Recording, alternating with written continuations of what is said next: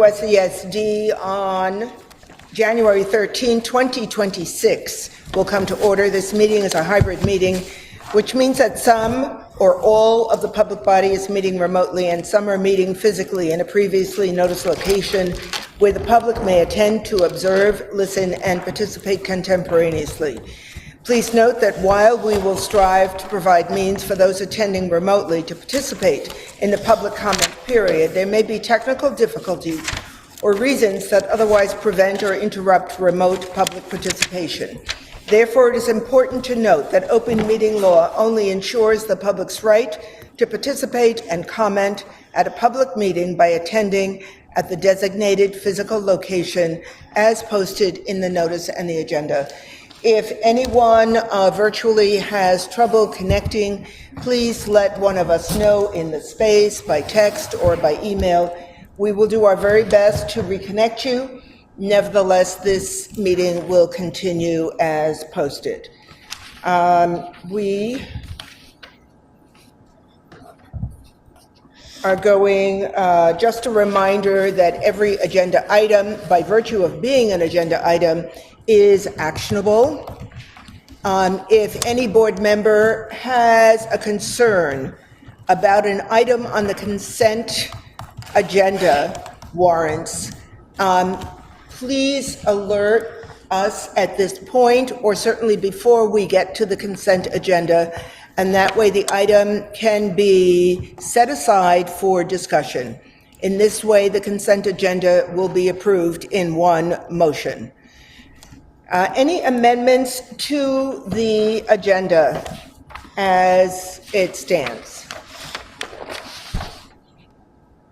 I have an amendment, and I alerted the board to that issue, and it would be an amendment to add the following under board matters.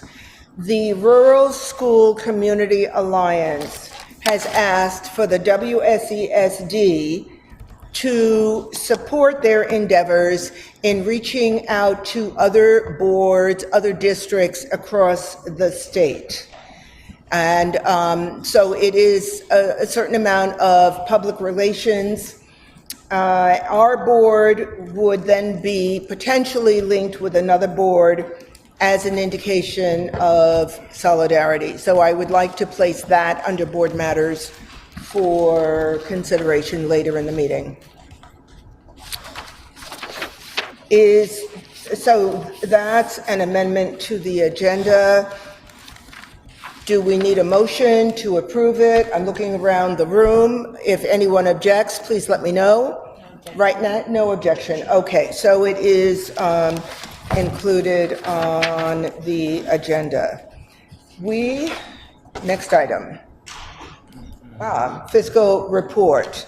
We are going to consider the second draft of the comprehensive budget, and the link to all the budget documents is included on the agenda. So, Frank, do you want to start us off on this, please? Okay, be glad to do that.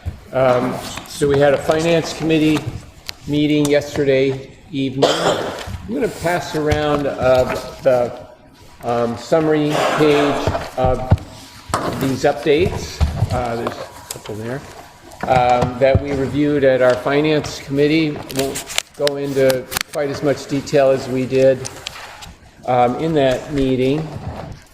And then I'm also going to pass around the copy of the capital plan that I had shared with the board and the finance committee several weeks ago, but we are getting ready for our final review of the budget in 2 weeks, and I want to be sure that folks have the capital plan in front of them or available, so that if there are any questions, we can address them. So let's see, is our single sheet gone around the room?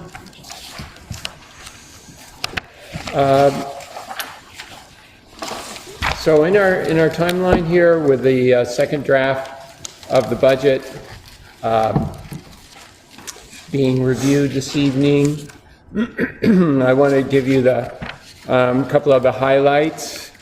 So that single page that I've passed around, you'll see if you looked at the same document that we reviewed on in December 16. It's essentially identical. The update is the CLA information that lets us calculate taxes. You will notice, if you were looking at it carefully, that there are some very small changes to the revenue and expense figures, but very immaterial. They relate to updating the Career Center enrollment statistics that come from the Agency of Ed, the 6th semester average, and then that allows us to update Nancy's Career Center budget for both revenue and expenses. There's probably about $2 million worth of state aid that is calculated as a result of enrollment statistics that we just received recently. But after posting all of that update, there is really no material change to our proposed budget of $69,874,000. It's up 2.6% from the current budget, fiscal year 26. And that is what we reviewed at our board meeting on December 16, along with the detailed report that was shared at that meeting and, as Deborah said, on the website. I did want to spend a little bit of time, as we did last evening, with the Finance Committee on the second page, which is the updated tax calculation. So the document here is formatted largely by Vermont statute, so it's kind of a complicated format, but it's required to share across the state of Vermont the same calculation in every public school, how we derive school property taxes, which is the majority source of funding for our budgets. It's about 3/4, a little less, about 2/3 in the state. So the new information is down there on line 40, 41, 42, 43. We've been able to take actual CLA data that came from the Department of Taxes just last week that we received, and update the numbers there in the line 34, 35, 36, 37, 38. It's important to note that the school board equalized tax rate is down. That's illustrated on line 18. This Act 183 that was passed 2 years ago calls for a different calculation than prior years. I show both calculations. The Act 183 calculation equalized rate $1.80. It's down from $1.84. Or we are proposing a budget that would reduce the equalized tax rate by 2%. The prior funding law is actually still in the background without applying this statewide adjustment, and I have left that calculation, to be reviewed. I think our independent budget committee might appreciate both methodologies of calculating a tax rate, and if Act 183 hadn't have been implemented, our tax rate would be $1.26. You see, down 3.5%. In both scenarios, I show you the math on the very bottom of the document if you really wanted to get into how do we get from $1.80 to a CLA adjusted tax rate. You just follow the math at the bottom of the sheet there. That is the state law. That's the funding mechanism. They both compute to the same actual tax rate. So it doesn't matter how you do the math, you're going to get the same result. And the same result after we apply the CLA, which is the common level of appraisal, it's the state's funding law that says all real estate transaction in every town across Vermont will be reported to the tax department. They'll look at how those sales compared to your own town's tax assessed values. And then they'll say, well, Putney, you're pretty close to 100% of value, so you're going to pay pretty close to the board's equalized tax rate. And you see that on line 43. Putney's tax rate will be $1.34, very close to that $1.27. The reason why it's not identical, because Putney's CLA is 94%. So it's that little 4, 5, 6% difference is what accounts for would be $1.26, but it's $1.34 because property values are understated relative to market in Putney by about 6%. It's very different in Brattleboro, very different in Dummerston. You see those CLAs on line 35, 36. Brattleboro's CLA is only 64% of market value according to state data.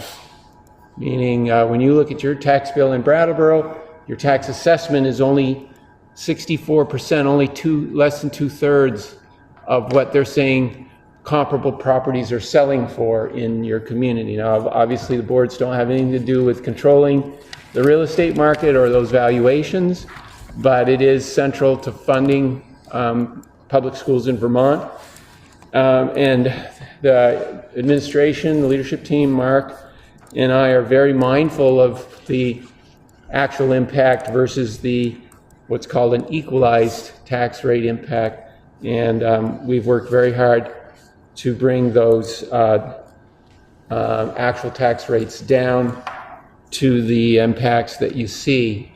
So for Brattleboro, 2.9%, and so on there for each community based on where they are in the process of assessing their town property values. A couple other things we talked about at Finance last night, based on Christina's insightful questions. You know, what is the probability of that yield staying where it is? The yield number is the all-important index that all schools in Vermont compare themselves to, and then that sets the tax rate. So that's that number on the very top of the page, 8,849. We take our 15,009 and divide it by 8,849, and that's our tax rate, $1.80. So as that yield goes up, which it has every year, then the tax rate goes down. Closer 8,000 gets to our number 15,000, the closer we get to 1, right? 15,000 divided by 15,000 is $1 tax rate. So that's the fiscal impact of the proposal. This second draft does not change spending assumptions. We haven't received any material requests or changes, associated with our programs since December 16 when we reviewed the first draft. So we're confident that this is a very good plan, a very fiscally responsible plan to meet our goals for fiscal year 27. So that's our update, and then I did want to spend a little time on the capital plan, but before we jump into that, if there are any questions, I'm glad to address them, or Finance Committee comments that I might have left out. Ruby? I had to depart the Finance Committee a little before we ended, but I know that our committee was kind of focusing in on the board portion of the budget. I can't remember the page number, but there's a small section that's related to board expenditures. Is now a time to kind of just formally talk about that or acknowledge, to see, okay. I think that my assumption was that we as a finance committee would take a look at it, and if there were any recommendations around reductions or increases, we might bring that. I don't believe, I hadn't heard that there was anyone that had a concern, but maybe Kim can. Didn't really get a chance to get to that because by the time we were getting out of there, it was already 6:30. Okay. Well, I can say in my own assessment of it and in talking to just a few board members, we spent a considerable amount of time last year thinking over that portion of the budget, and I think that it's good to go as it's presented, but I would encourage, like, now is the time to take a look at it, and if there was a line item that there was a question about, or you wanted to bump up or bump down, I think now is a good time, but definitely before the next board meeting, which is, I think, the next, or whenever we're approving it's the next board meeting. Yep, so in 2 weeks. Can you tell me what the numbers, the page numbers are? Sure, and you had sent out that single page to the board members as well. Yep, that was to the finance committee. Was a pullout. So let's see, it's in the 3096 section of the budget, which is, if you're on that paper copy that we handed out, it's the same paper copy last meeting. It's in the 160 series, and if you're online, if you scroll down to the 3096 segment of the budget, you will be in that zone. It's the district-wide.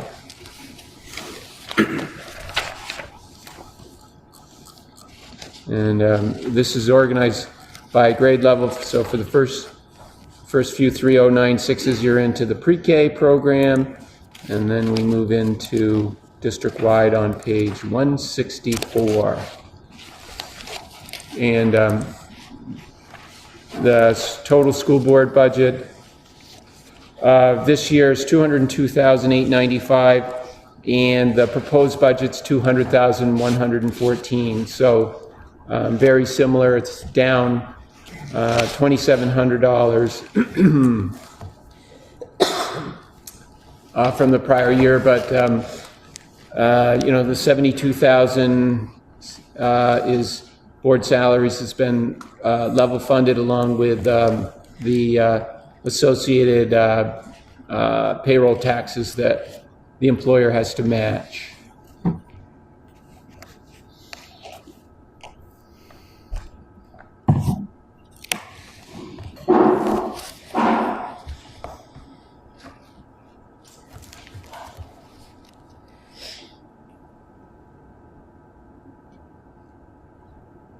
So I'm looking around the room as everyone is looking at the school board segment of the budget. Any questions or concerns about that part of the budget? Board members? All right. Martha Noyes, would you identify yourself and your town? Martha Noyes, Brattleboro. Is this the time for me to have public comment and questions and clarification about the budget before the capital plan? Yes, but we'll just finish this up and then we'll switch off to that before the capital plan. Yeah. So again, back to the school board budget. Matt Shibley. I could be wrong. My understanding is that the stipend for board members has remained the same. I am not necessarily in support of adjusting that, although it might be worth considering as we want to make sure that we're attracting good board members on the board and are compensating the board fairly.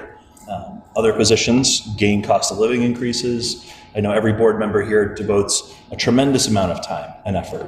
So again, I'm not supporting it this year, but I would encourage us to be thinking about that in years to come, perhaps tying it to the base rate of increase that is bargained would be appropriate in future budgets. Ruby? So I do think that is a voted, so our members vote on that. So we as a board would have to be putting forth something for vote for a change of that, of any kind. But I also just am calling into the room that there's a lot of shifting and changing going on at the state level, and some of the impacts and the decision-making around this will likely be completely taken out of the hands of our hands for sure, but potentially out of all, board members' hands in this way. So I appreciate that, but I also think that at least a few years ago, when we considered what to put forward, I think there was a consideration of where are we? How are we doing? Are we like the lowest one in the state or the highest? And we were kind of in the middle, I think.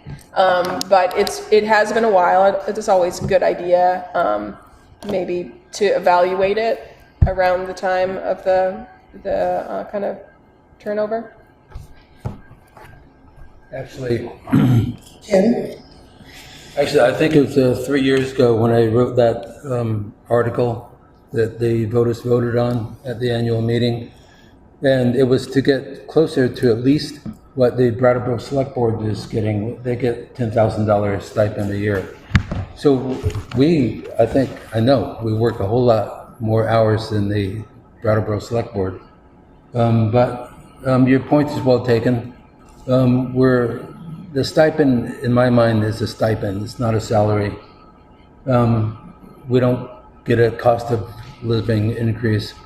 Yet still, every year, that the purchase power of that decreases. So maybe not this year, certainly, but if the state doesn't take it over, I think next year there should be an article to bump it up a bit.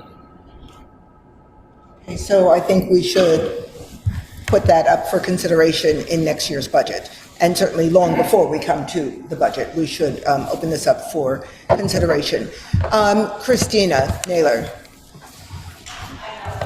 Christina Naylor Dummerston. I'm not weighing on whether it should be increased or not as a voter, but I'm urging you to think about not tying it to the salary increases which you negotiate and are responsible for as a board, because it would feel a bit a little less transparent and a little less dispassionate in your negotiations with the teachers if you receive the same salary increase. So I wouldn't tie it to that particular metric, but maybe as a cost of living. Okay, anybody else on that point?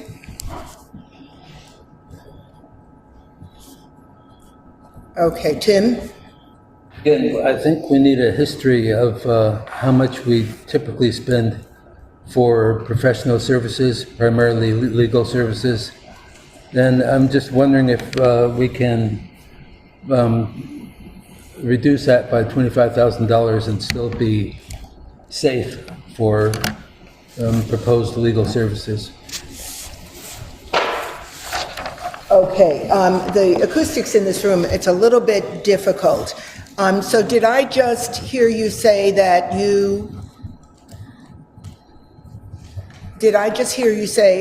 would like to lower professional services by $25,000 in this budget? I would like a discussion, perhaps from the administration, if they have recollection of how much we typically spend for legal fees every year. Prior to the litigation that the board initiated, as you I'm sure recall, there's over $200,000 in that line item over a couple of series of years. An average spend would be closer to what the actual was. And if, as you see there in the financial, the actual was 34,000. So that would be more typical. And your current budget's 85,000. So if you brought that down to, it would be safe to reduce that by 25,000. I can't really comment on that, given it's the one line item in the budget that I don't screen. It goes from the board and usually to the superintendent, but based on just an actual, that would be not out of the ordinary. So I move that we reduce the line item for professional services for the board budget by 25,000. Seconded. Open for discussion. Ruby?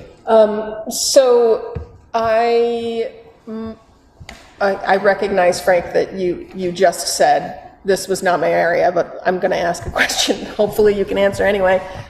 So we have, in the last few months as a board, voted to provide payment to the RSCA, the Rural Schools Community Alliance. And my assumption is that we're talking about the same line item. That's the line item, okay?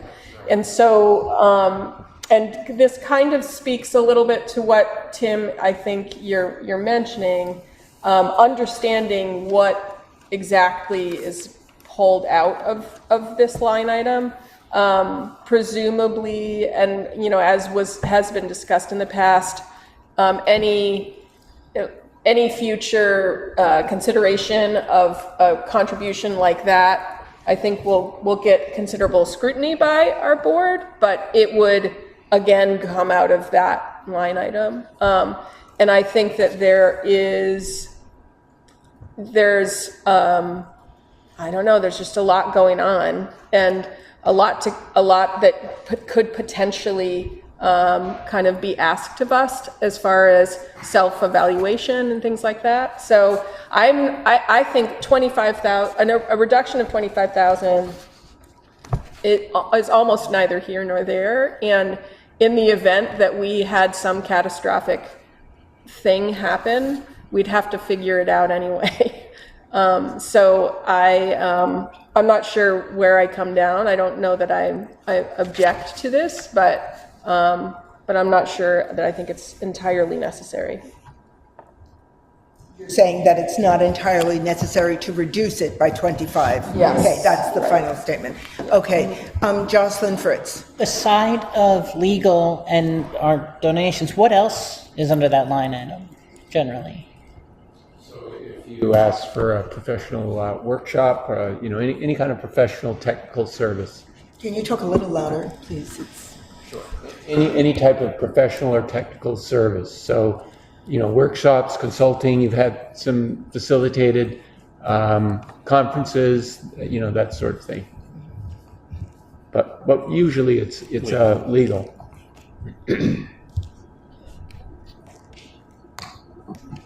So my question is, if in reducing it by 25,000, we went beyond the given amount in the budget, where would the additional funds come from? In the event of an overspend in one line item, we would expect that we would reserve spending in another line item to offset that. That's the way we manage budgets. That's the way we come in within 1% of our overall budget every year. If that is not an option, then we have fund balance, in terms of overall solvency to make up an overall budget deficit.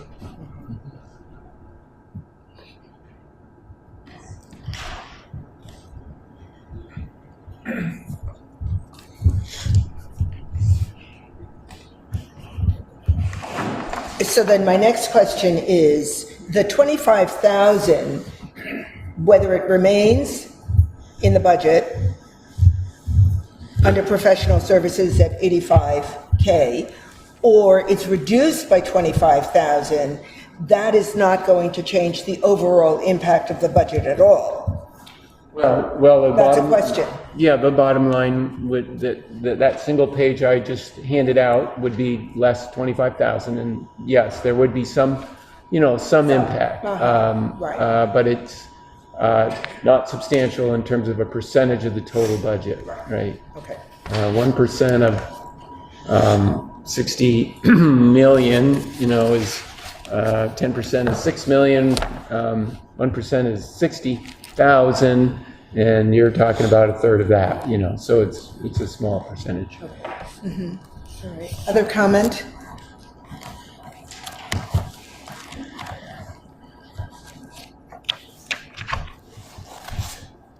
Okay, so can we hear the motion back, please? I'm asking the clerk to read it back, and then let's hear how it looks for the minutes. Tim motioned to reduce the line item for the WSESD Board Professional Services line by 25,000. Okay. And if there is no further discussion,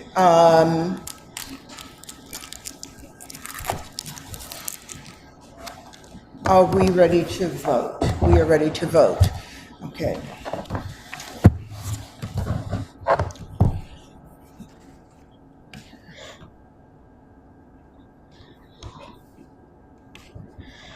All right, all those in favor, please indicate by saying aye. Aye. All right, I think we're going to have to do a show of hands at this point.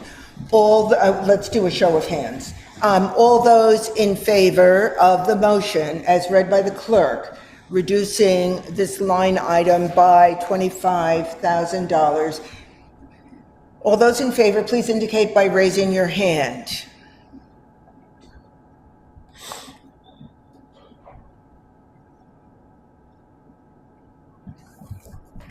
Okay, I count 5. Is that correct? Right, okay. All those opposed to this motion, please indicate by raising your hand.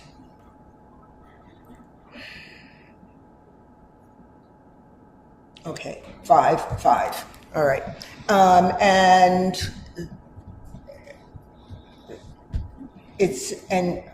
that means what? By Robert's rules. That means If it doesn't pass. it does not pass. It can't pass if it's an Not a even. majority. Yeah, so the motion does not pass, yeah. Okay, interesting, okay. Any other issues having to do with the board budget? Did I see your hand up, Tim? The board budget. Okay, all right. So we're going to move beyond the board budget, and we're staying on the overall budget before moving on to the capital plan. So board members, any discussion about that? Tim? I'm not sure if this is directly related to the budget, but an issue came up in a online listserv I was reading, and a member of the public was asking about the weight given to students from economically disadvantaged families. By law, they're entitled to 30% more per pupil expense. How can, Frank, do you follow me on that? No, I mean, that is not the law. Isn't that Act 173? The weight that, Act 173 assigns weights to all students, and that derives a tax rate. It doesn't create an entitlement for any subgroup of students. isn't the very idea behind weighted, behind the Act, is that certain student populations cost more, so more of the funding is allocated to that group? That's correct, yeah. But what it does is it creates tax capacity in a district to do what we've done very successfully, which is hire folks to provide support for students that are not at grade level by the time they're in third grade to be able to read. So it's not like Title I funds, which is about $1 million that is specifically allocated based on particular students. Vermont's school weighting, in theory, is supposed to accomplish more support for communities with higher poverty, but it is not allocated in a way that's a categorical directive for a school board to spend. And that is a central problem in Vermont, in that there's great inequity across Vermont schools, and a lot of it is school boards using different values in building budgets when they have the weighting effects of the school funding law to work with. This district has been a model in showing, I don't know if Bryn is here, she's had this discussion with this board many times. Mark certainly could articulate it, but our district is one of the models in the state that has shown we are much higher average poverty than the state of Vermont, but our student learning outcomes are just as good or better than many of our Vermont peers with much lower poverty. That is the intent of the law, that the tax capacity we have that is greater than, let's say, if Dummerston was separate, Dummerston is our more wealthy town, then they wouldn't have the same amount of resources that Brattleboro would have. We're a union, and we're collaborative and equitable across all of our schools and all of our students, but it's a central problem in Vermont, and that's a major reason why they're rethinking the funding formula in the state. But the point is, when you look at our outcomes, particularly in statewide assessments, proficiency in reading and math and literacy specifically, and science, we've shown great progress, and it's accelerating. The investments that we've made with those, we only have 2,500 kids, but this tax sheet says the state is weighting us 3,500 kids. So that creates a much higher tax capacity for us to fund our academic support teachers, our reading specialists, our speech language support folks, so many of the folks that are making a great difference in our schools. Tim? Yeah. So the weighting for students from disadvantaged families, economically disadvantaged, is 30%. Is that correct? No, it was 30% but prior to Act 173, and then again, that had been in place for 20 years. A kind of egregious underfunding of schools with a high degree of poverty. They tripled that weighting. It's now 1. So for every student in poverty, we receive a count of an additional student. So it went from 0.3 to 1.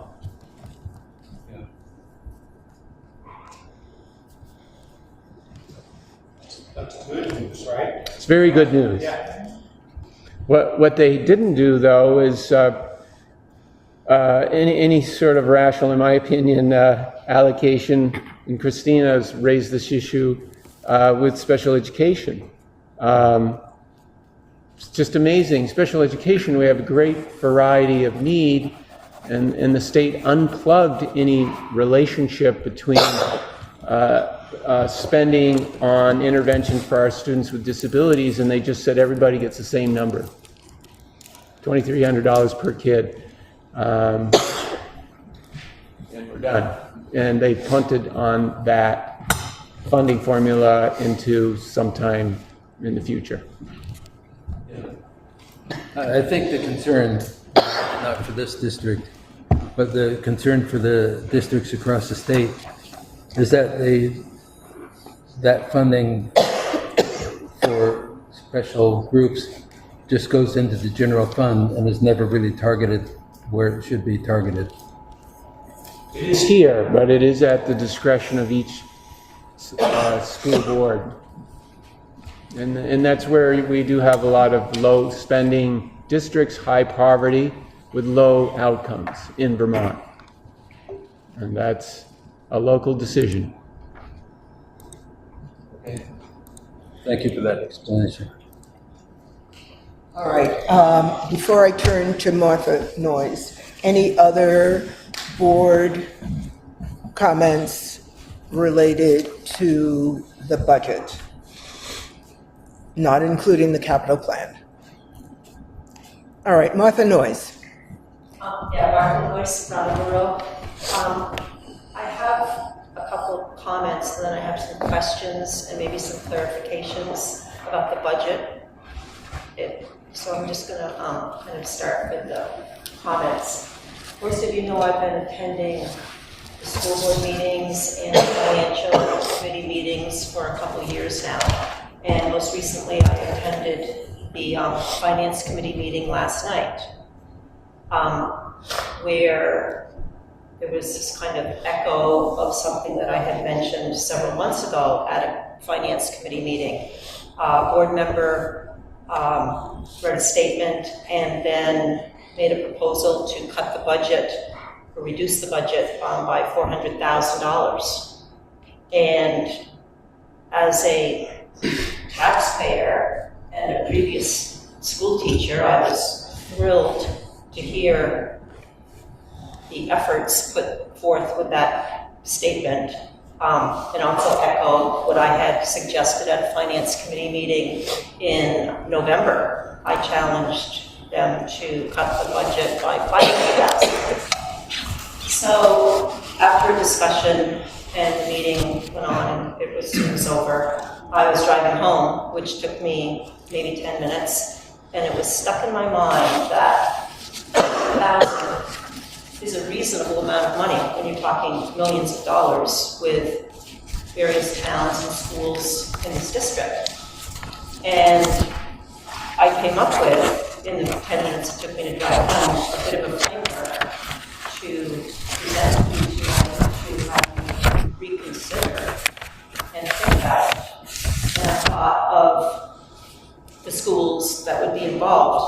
There would have been Putney School, Dummerston School, Guilford School, Green Street School, Oak Grove School, Academy School, and this is when I was driving, the middle school, Brattleboro Middle School and high school. So 8 schools divided by 400,000 was $50,000 per building. And I thought, that's a reasonable amount of money. It's rather fairly divided up, and I believe it's manageable to put out to the different building principals, teachers, board members to reconsider a $400,000 with $50,000 at each building.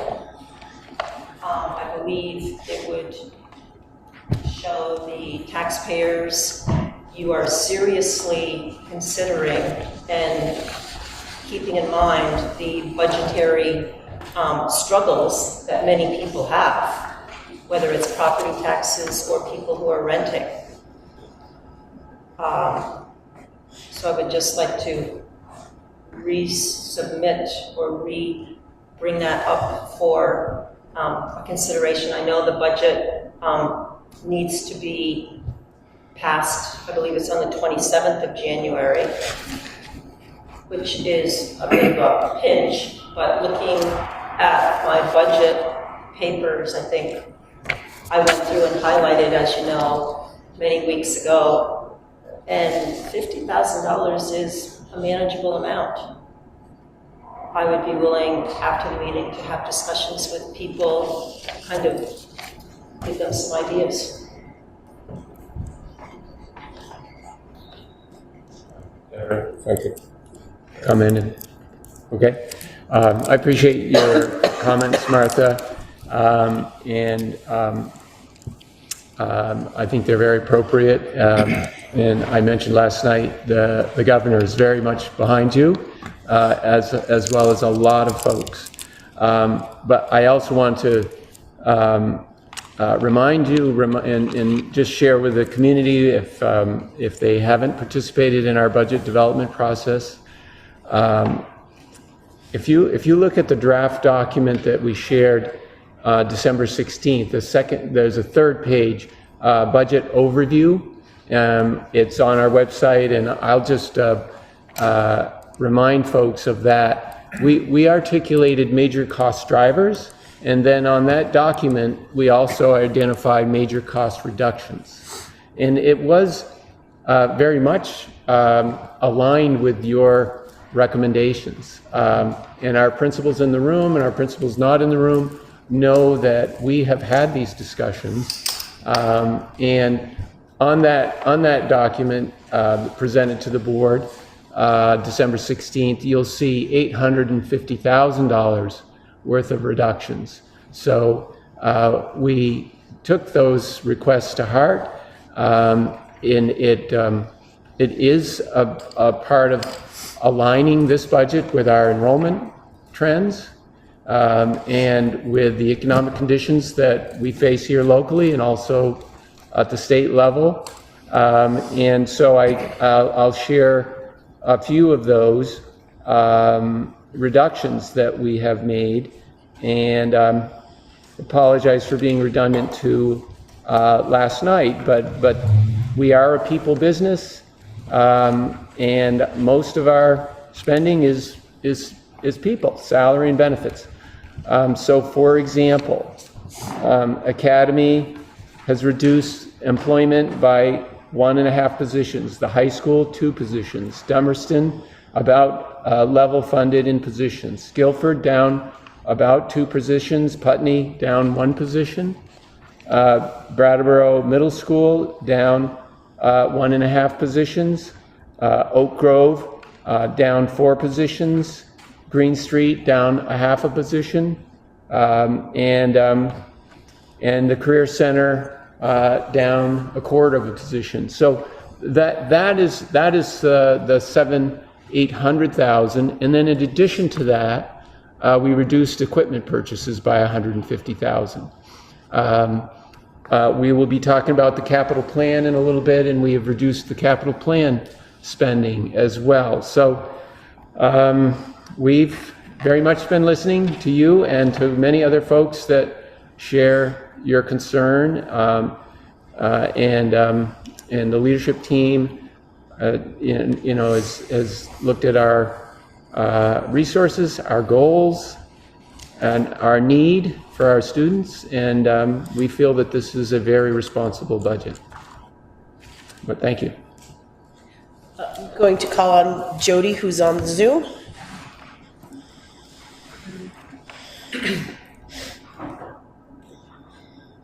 Jody, I believe you're now unmuted.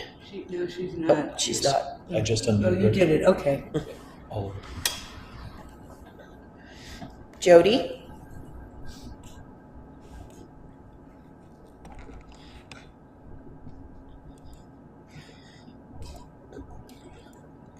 Jody, we cannot hear you if you're speaking.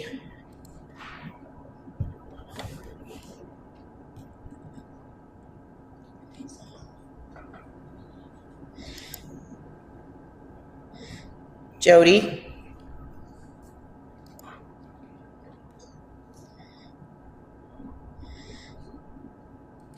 We'll try one more time. Jody, are you there? All right, we'll come back to Jody, hopefully.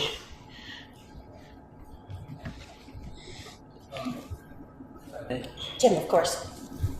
Yeah, so I'm the one who made the motion, which was narrowly defeated. But it was actually not a motion to cut the budget, but a motion to present a scenario to understand the budget better, to understand if we had to cut the budget by 400,000, what are the less essential items for our consideration? That was a request to the administration to give us what would be, if you had to cut it for 400,000, what are those less essential items? And one example that I've brought up many times is it really essential next year to refurbish the bathrooms under a bleacher for $100,000? And I'm glad the students are here because at a recent student advisory committee meeting, they were talking about the pretty deplorable state of some of the bathrooms in the school. Yet we're talking about $100,000 for bathrooms under a bleacher. So it's those kinds of questions that the scenario would answer. Where are our priorities?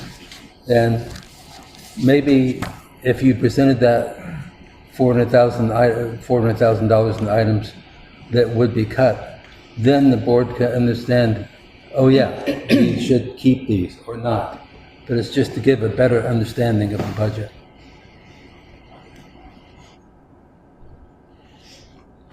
Should we try Jody one more time? Oh, sure. We tried. Okay. And we could not hear her.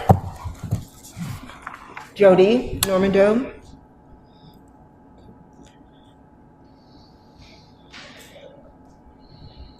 Can you unmute?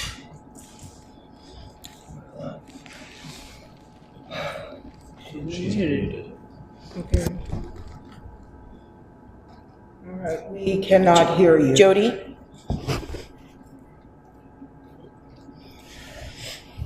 All right. People on Zoom that you can ask to talk to see if it works, or have they already?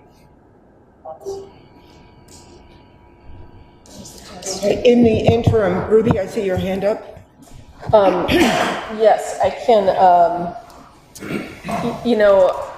last night when we discussed this issue in the Finance Committee, where we landed, I thought was, I felt like was a helpful kind of framing, which was thinking about, rather than asking for the administration to do this thing of consider or present scenarios that would be a reduction.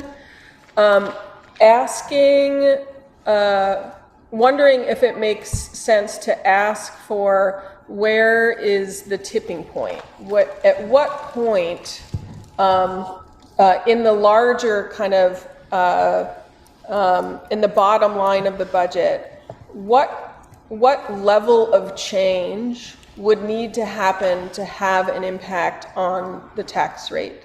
I mean, obviously everything has an impact, even if it's just a slight reduction. But I think that my fear is that when we think about reducing the overall budget by 500,000 or 400,000, that the impact when push comes to shove in terms of the tax rate is not as great as people think it will be.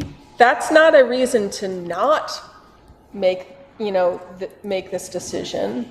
But my concern about focusing in on this and asking for this is I feel like we have heard, this has been the most involved I've been in the budget development process.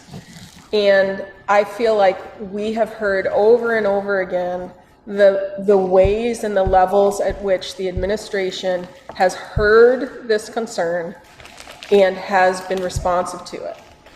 And so I feel like that this question, in the way that raising these questions or are based on an assumption that no one's listening. And I don't like that, because I've been listening, and I've heard the administration say they've been listening. I've heard principals say, this is how I've been responsive. We had extensive meetings in the finance committee with every principal, coming and speaking to this. So that's my concern. It's not to say that I do think that we've heard this concern. We are, we take it seriously. I think where the question it raises for me is this question of, how do we know, or is there a way that we can figure out what amount of a change would have a significant enough impact, or what would the impact be if we cut 100,000? What does that look like? If we cut 1 million, what does that look like? Seeing those factors would help, I think would help in terms of gauging this question. So another way to look at that or answer your question is to look at what the school funding law considers not fiscally responsible, and that's where you get the excess spending threshold penalty.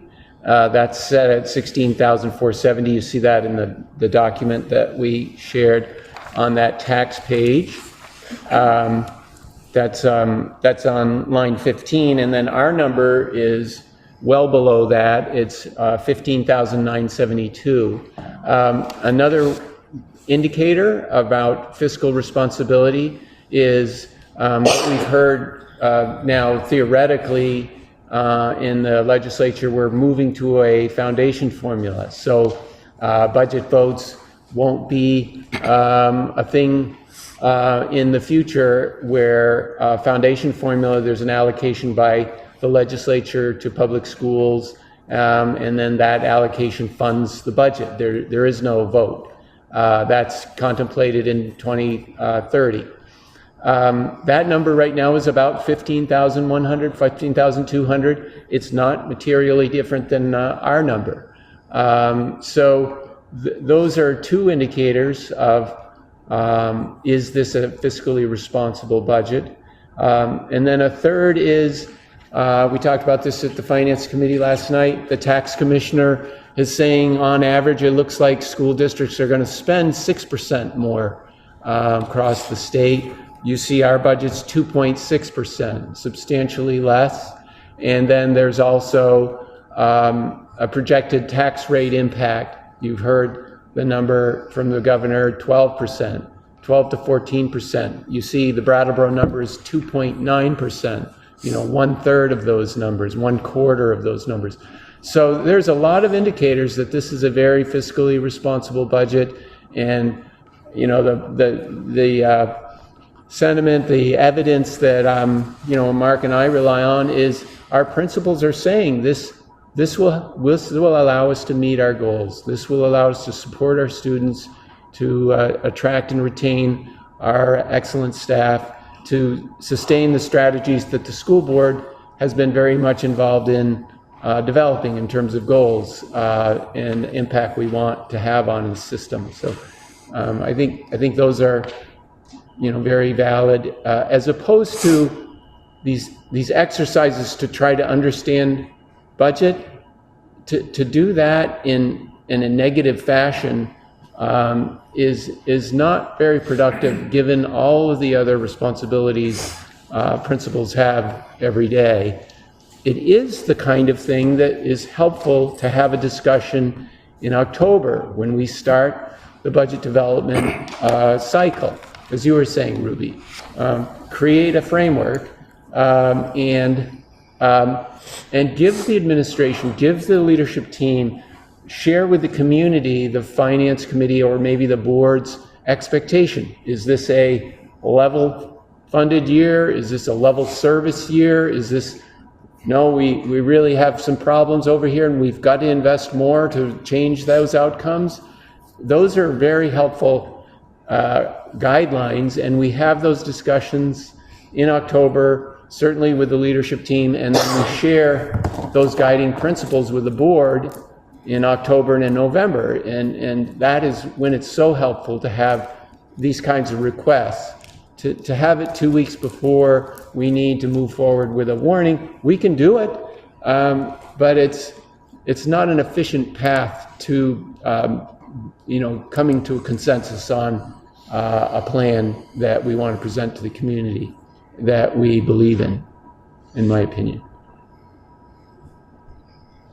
And just to make the connection back to academic achievement rates, as repeated from earlier tonight, our literacy and math academic achievement rates are on the rise pretty consistently. We exceed the state level in literacy across the board. In many instances, we exceed in math or meet the state average in math. So it's very exciting. We're actually in the midst of our winter benchmark period at all of our schools, where we're meeting with teams, reviewing assessment data, and it's a predictor of where we'll be in the spring. And there's just some tremendous growth that's happening across our schools. And Martha, the approach that you articulated, that is the approach that we take going into the development process of the budget. It's why we've been able to reduce the budget by 30 positions over the last 3 years, because we've taken an approach like that. If we didn't, I think those positions would still be reflected in the budget.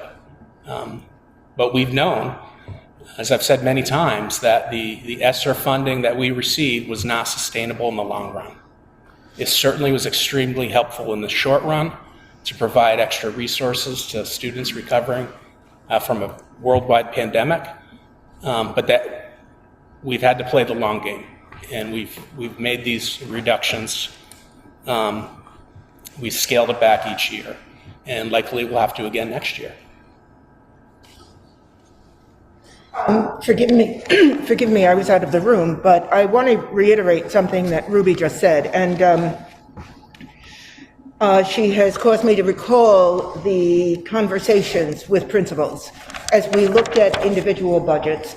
Those conversations were fiscally conservative.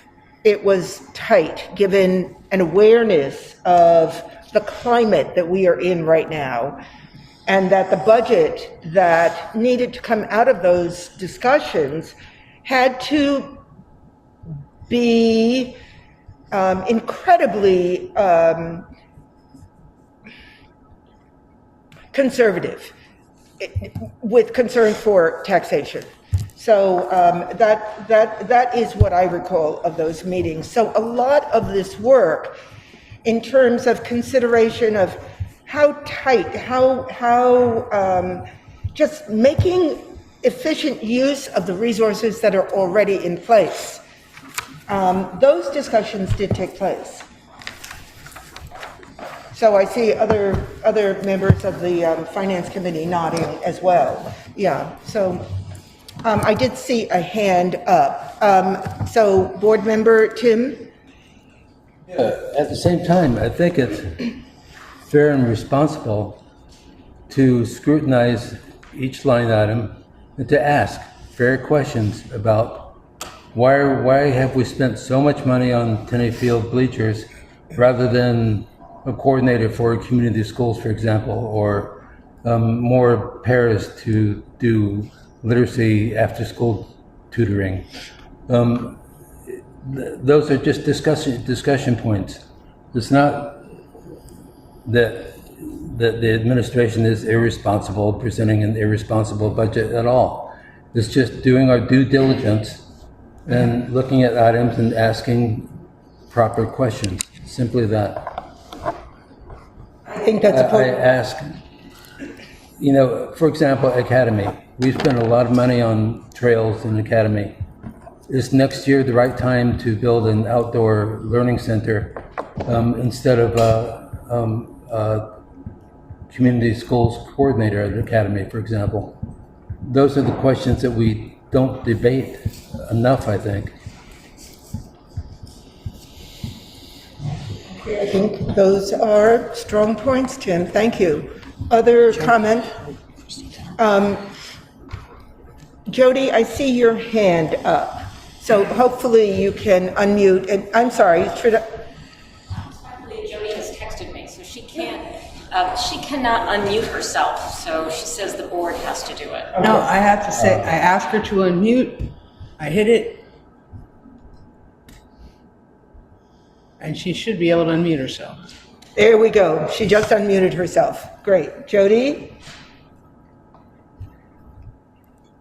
Can you hear us? We cannot hear you. There's no sound levels coming in from that. I'm sorry, I can't hear you. There's no sound levels coming in from that. Yeah, her little microphone isn't indicating any sound is coming. Okay. I don't know what to Christina say. might have her question. Christina. I also asked Jody what her question was. Good. Oh, thank you. Christina Naylor for Jody Demerson. Yes. Jody, your question is now being asked. These are big shoes to fill. Jody Normando is querying the administration what the current enrollment is at BAMS. Current enrollment is, I believe, 246 students. And next year we're anticipating close to 300. We have 246 and then 300 next year. Yeah. Close to a small part. And, Okay. And as Christina is following up with Jody, no doubt there might be another question. In the interim, Martha. Yeah, Martha, Miss Brattleboro. Another question I have regarding the budget, and I still need a little more clarity, but it's regarding the payments with credit cards. And the most recent one was $23,597.36. I believe I got a lot of information last night at the finance meeting, and was I correct in hearing you say there were 31 credit cards? Approximately that many program cards, which includes early education services. So my question is there a person who oversees and monitors each credit card or the statement regularly? Absolutely, every day. Yeah. As we were discussing at the Finance Committee last night, unfortunately, credit cards are also fraught with potential for fraud, and that's why we have a system that we monitor every day, every charge. We can shut a card off just like a bank can in our office. But the reason why we do it is for the tremendous efficiency that gain. What's that? Should we shut this thing off? The efficiency we gain from the procurement. So when you go to a vendor who will not take a credit card, will not take a purchase order, and we gave this example, I need gas to fill up the lawnmower, or you need food for the consumer science curriculum at the high school. The old way of doing it is issue an advance to the teacher. The teacher goes to the store, buys the product, gets a receipt, sends back the receipt and any residual money to the business office. You reconcile that, and there's either an additional reimbursement to the employee or back to the employer, and then you move on to the next transaction and do the same thing. With a credit card, as you know, there's an immediate exchange between the product and the financial transaction. It's completed instantly right there, and that's why we've moved to that. It's a much more efficient way to procure for those generally smaller items that are reoccurring, but are for programs where there is no purchase order transaction available to the district. So that's why we do it, and we've been doing this program. There are several schools that implemented this year's ahead of us. I do like to make sure we have good proof of concept that it's efficient, it's low cost. We learned from other districts. We have a very stringent use of credit card policy that we issue to every program manager that has the card. Each of our principals know that where there is a program card in their building, they approve those transactions, but we see the daily transactions in our office, and we do aggregate them on that M&T Bank statement, pay the bill to M&T, but it is in the warrants. If you go through the purchasing card data, you'll see every line item of a credit card transaction, and that is uploaded into the general ledger that updates the financial statements instantly. So it's very efficient. Kelly, I'm sorry, Tim, did you have your hand up? Just a quick question, not to put Keith on the spot, but the Leadership Council would be interested in this question. To follow up from Jody's, the middle school BAMS is increased, their enrollment is going to increase by about 60. Yet their overall budget, I believe, was lower this year. Is that correct? Their enrollment is returning to a historical norm. This particular class is quite small. So employment and provisioning for the classroom in fiscal year 27 is similar to prior years, but we didn't lay off folks in fiscal year 26 because of this one small class, even though Keith has made reductions in staff associated with it. And what is the target, the ideal class size? The state is requiring for that grade level 15 students per class size. 15 to what? 15 students per class is the average class size of 15 students at the middle school level. That's 18 students at the high school level, 15 students at the middle school level. That's what's projected next year for classes at BAMS? Yeah. 15. And I'm just curious, what about the middle schools at Dummerston and Putney? What's the average class size? They're smaller than that. Much.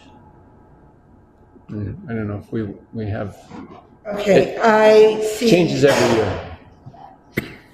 Sorry, I don't mean to interrupt. I didn't hear. Sorry, the average class size in Dummerston? At the middle school? Yeah. Our 8th grade this year is, I want to say 18, and 7th grade is 14. Oh, didn't know it was that high. Yep. Okay, Kelly, I see your hand up. Hopefully you can unmute and we can hear you. Yes, can you hear me? We can, thank you. Great, thank you. I'm not able to turn on my video. I apologize. It's disabled. We don't. Okay. Yes, right. That's totally fine. I'll be quick. I just wanted to go back to a comment that Tim had made about an outdoor classroom. I've heard 3 different times now from different meetings. Community members have inquired about funding proposed for an outdoor classroom at Academy School. I just want to clarify there's no money in my budget proposal at all for any outdoor classroom. And then regarding community schools, just briefly, the idea would be to ideally utilize some community schools funding, but not to ever hire a full-time community schools coordinator, just to make sure everyone's understanding that. Okay, thank you. Thank you. Jessica.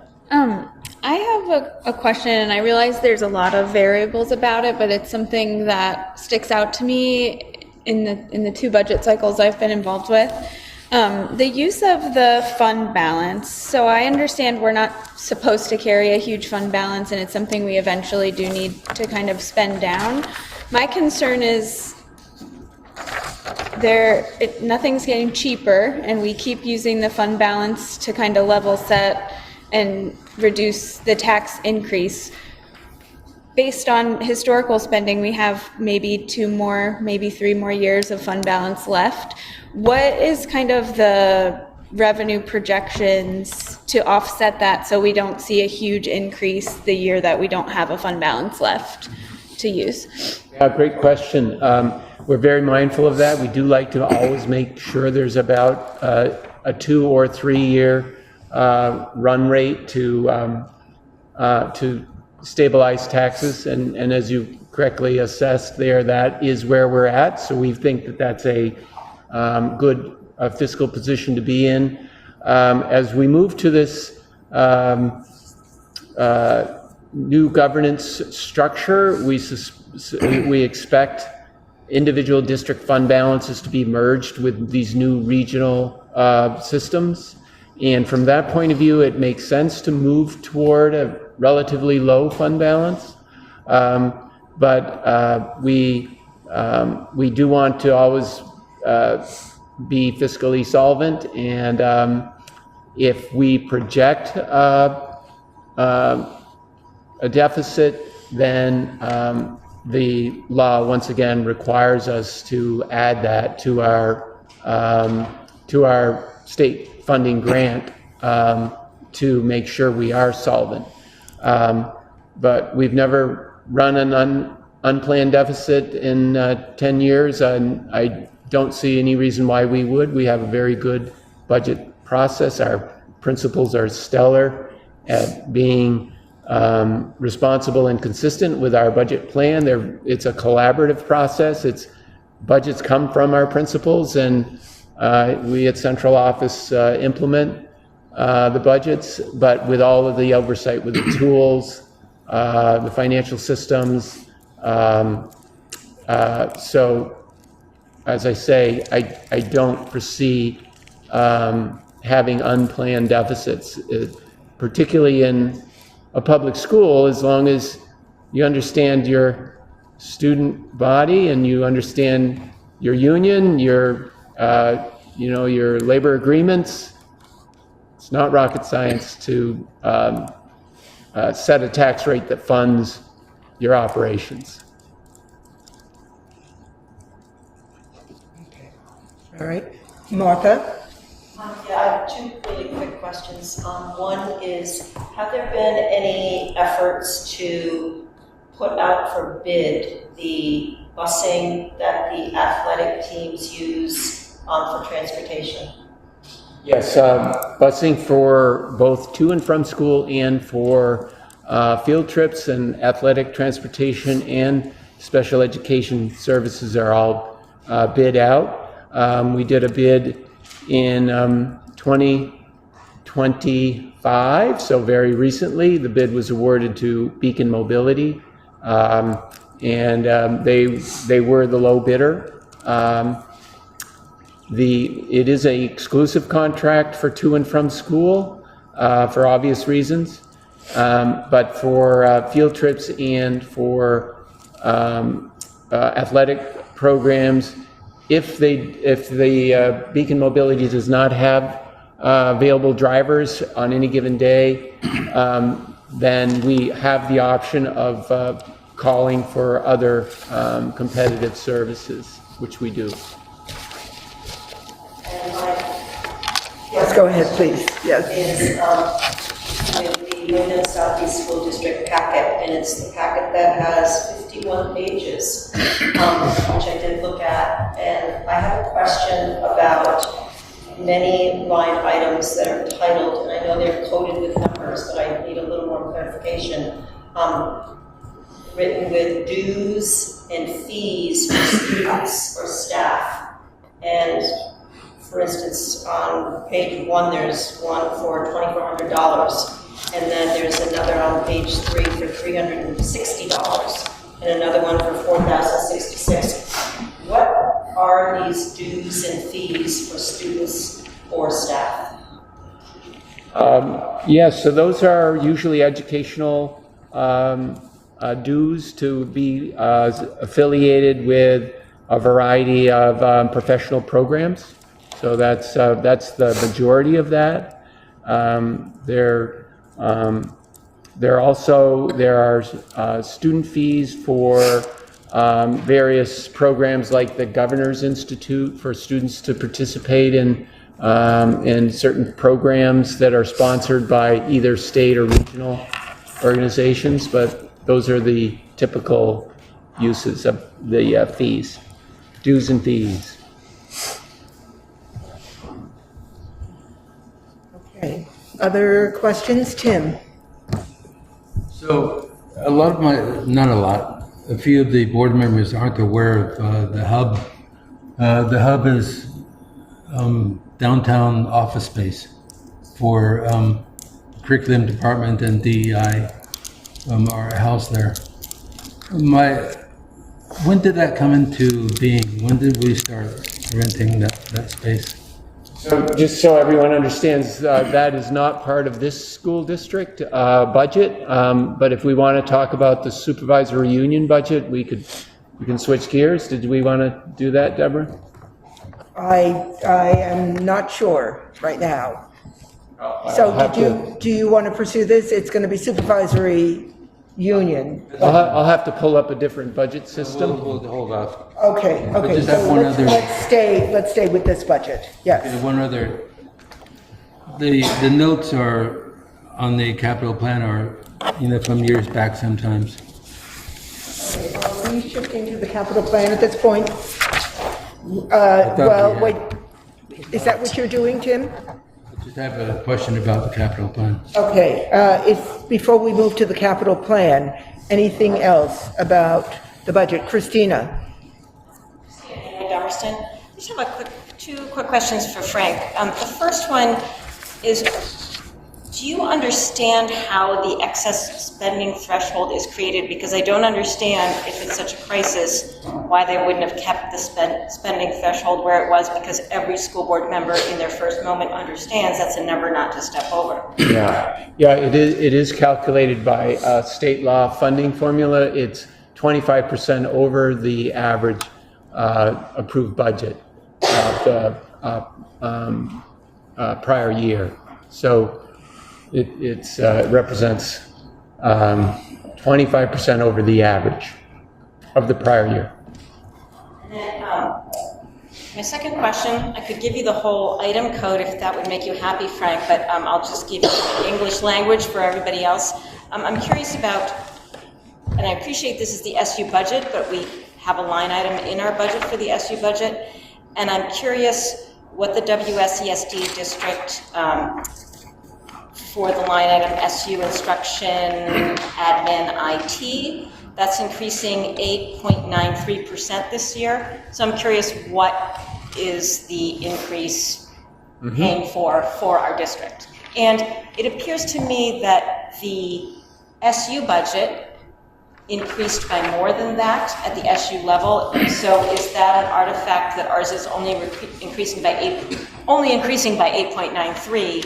Is Vernon taking on more of that assessment, or is there some grant funding that I'm missing? There is grant funding that carries a good portion of the supervisory union budget. So you're, just for clarity, I'm making sure I understood you. You're not asking about the special ed component of the SU budget. You're asking about, so there's and then there is also the transportation assessment. 2590 item code. Transportation, I understand. Special ed, I understand. How that all works. So this is English language learners, which has, we have had quite an increase in programming at the supervisory union. It includes, as you mentioned, IT, information technology. We've had to keep up with cybersecurity and fraud prevention. It includes a lot of the insurance that goes with property management and fraud protection. And then costs also associated with, as you mentioned, curriculum and development. Unfortunately, because the Trump administration has reduced funding on the Title I and Title II, we formally had assigned some positions to that grant as it was designed to fund, and yet they have to be funded locally because of the reduction in funding. So those are the primary drivers that push us higher than we would have liked to have been, but that's where we are. So at this point, it seems we are about to shift to the capital plan. But before we do that, we have been sitting for 90 minutes, and I propose that we take something like an 8-minute break, and we should come back at 7:35, please. Okay? Let's take a break right now, and we'll come back to the capital plan. So we have come back from our break, and at this point, we are going to turn our attention to questions and concerns having to do with the capital plan. I think that's where we stopped. So as everyone gets resettled,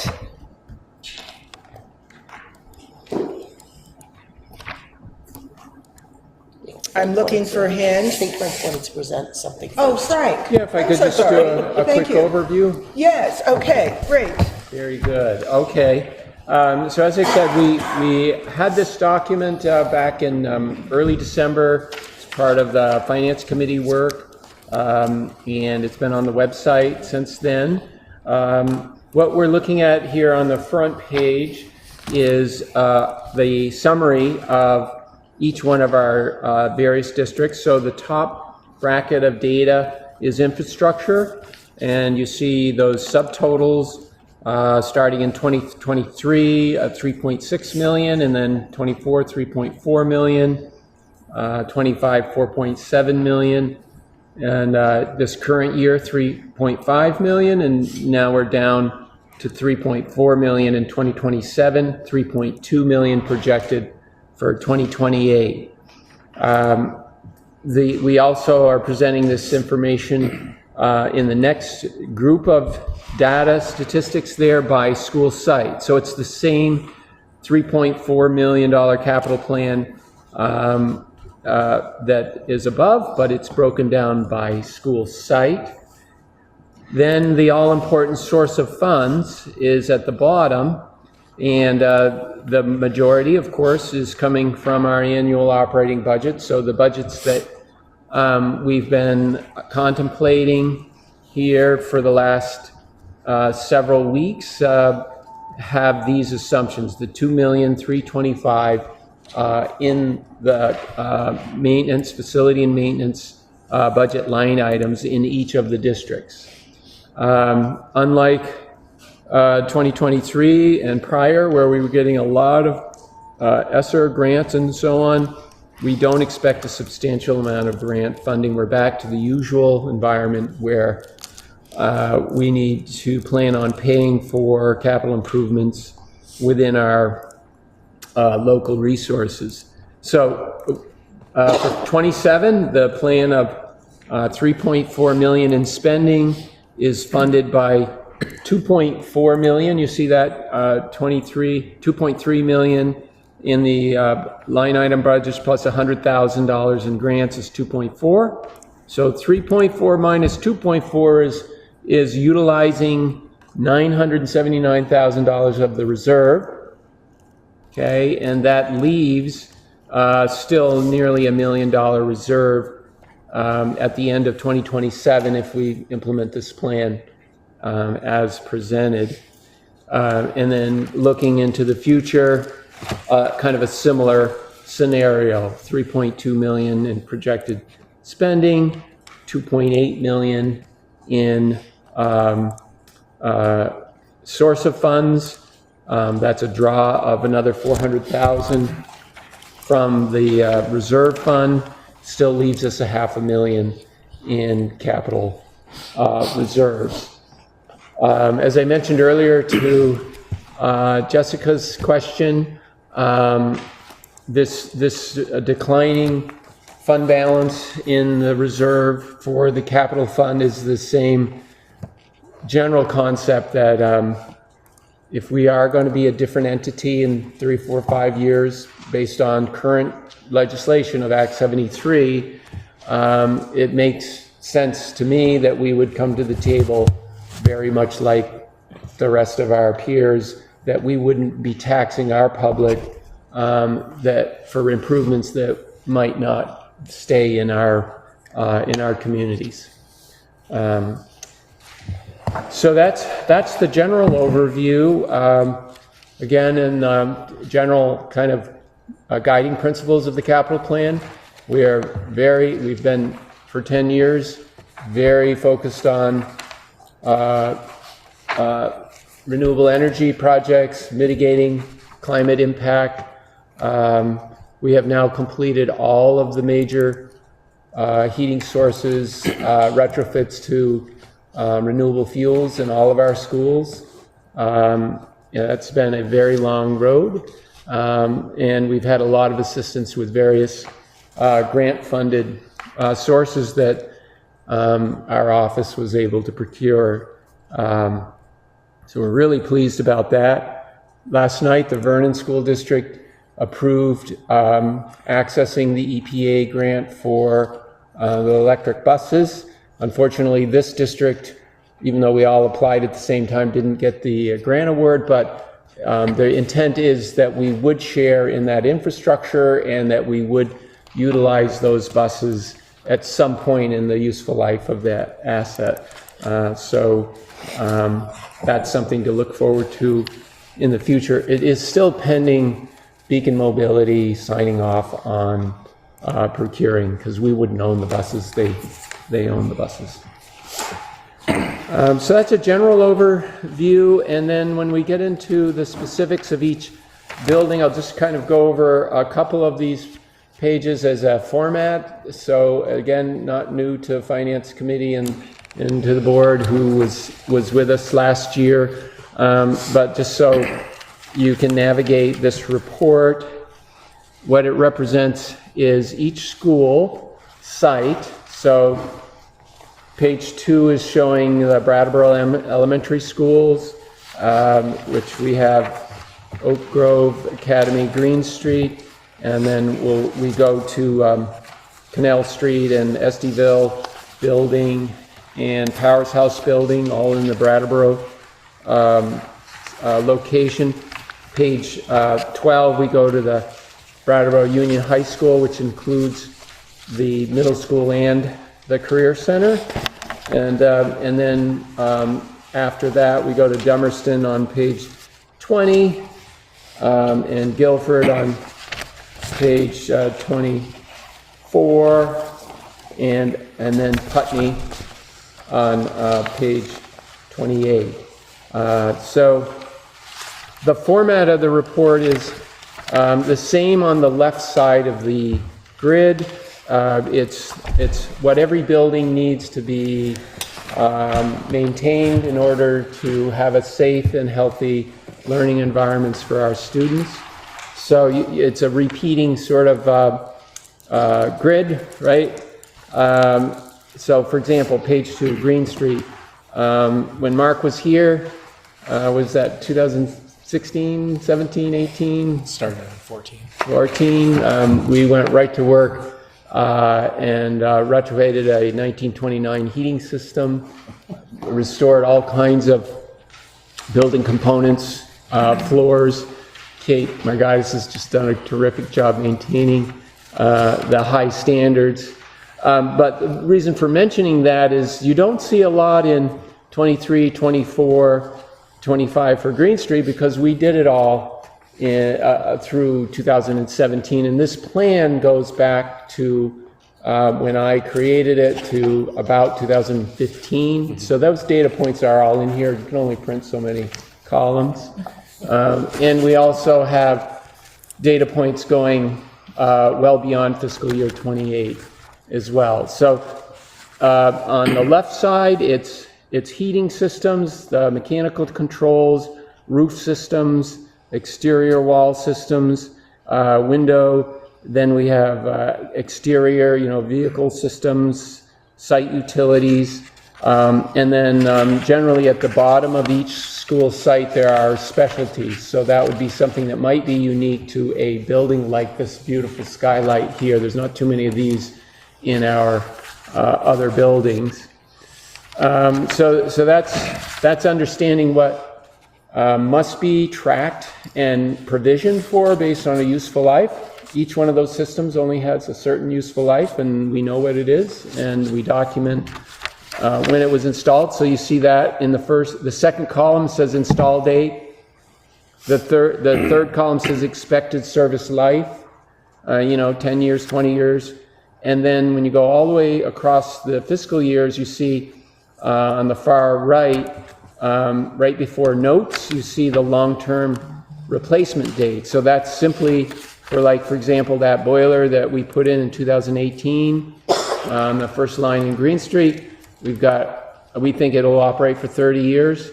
So 2018 plus 30 years is 2048. That's what you see in the long-term replacement date. And anytime we have 2028 in that long-term replacement date or 2027, we would expect to see money in that column. And that's the way we derive the amount that we need to appropriate to maintain safe and healthy schools every year, every day for 50 years.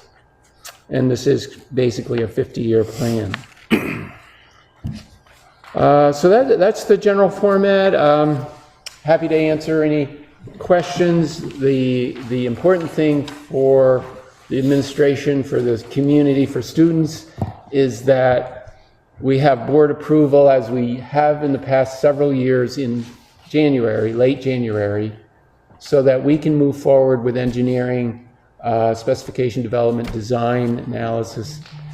We need to be in front of the vendors, the contractors, in no later than end of March, early April, because if we're much later than that, they'll have already secured work, and we won't be able to get contracts, and or if we do, they will be very high margin because they'll be happy to inflate prices because they don't really need the work, but if they double their rates, they'll consider it. So that's why the timing from a value point of view is really important.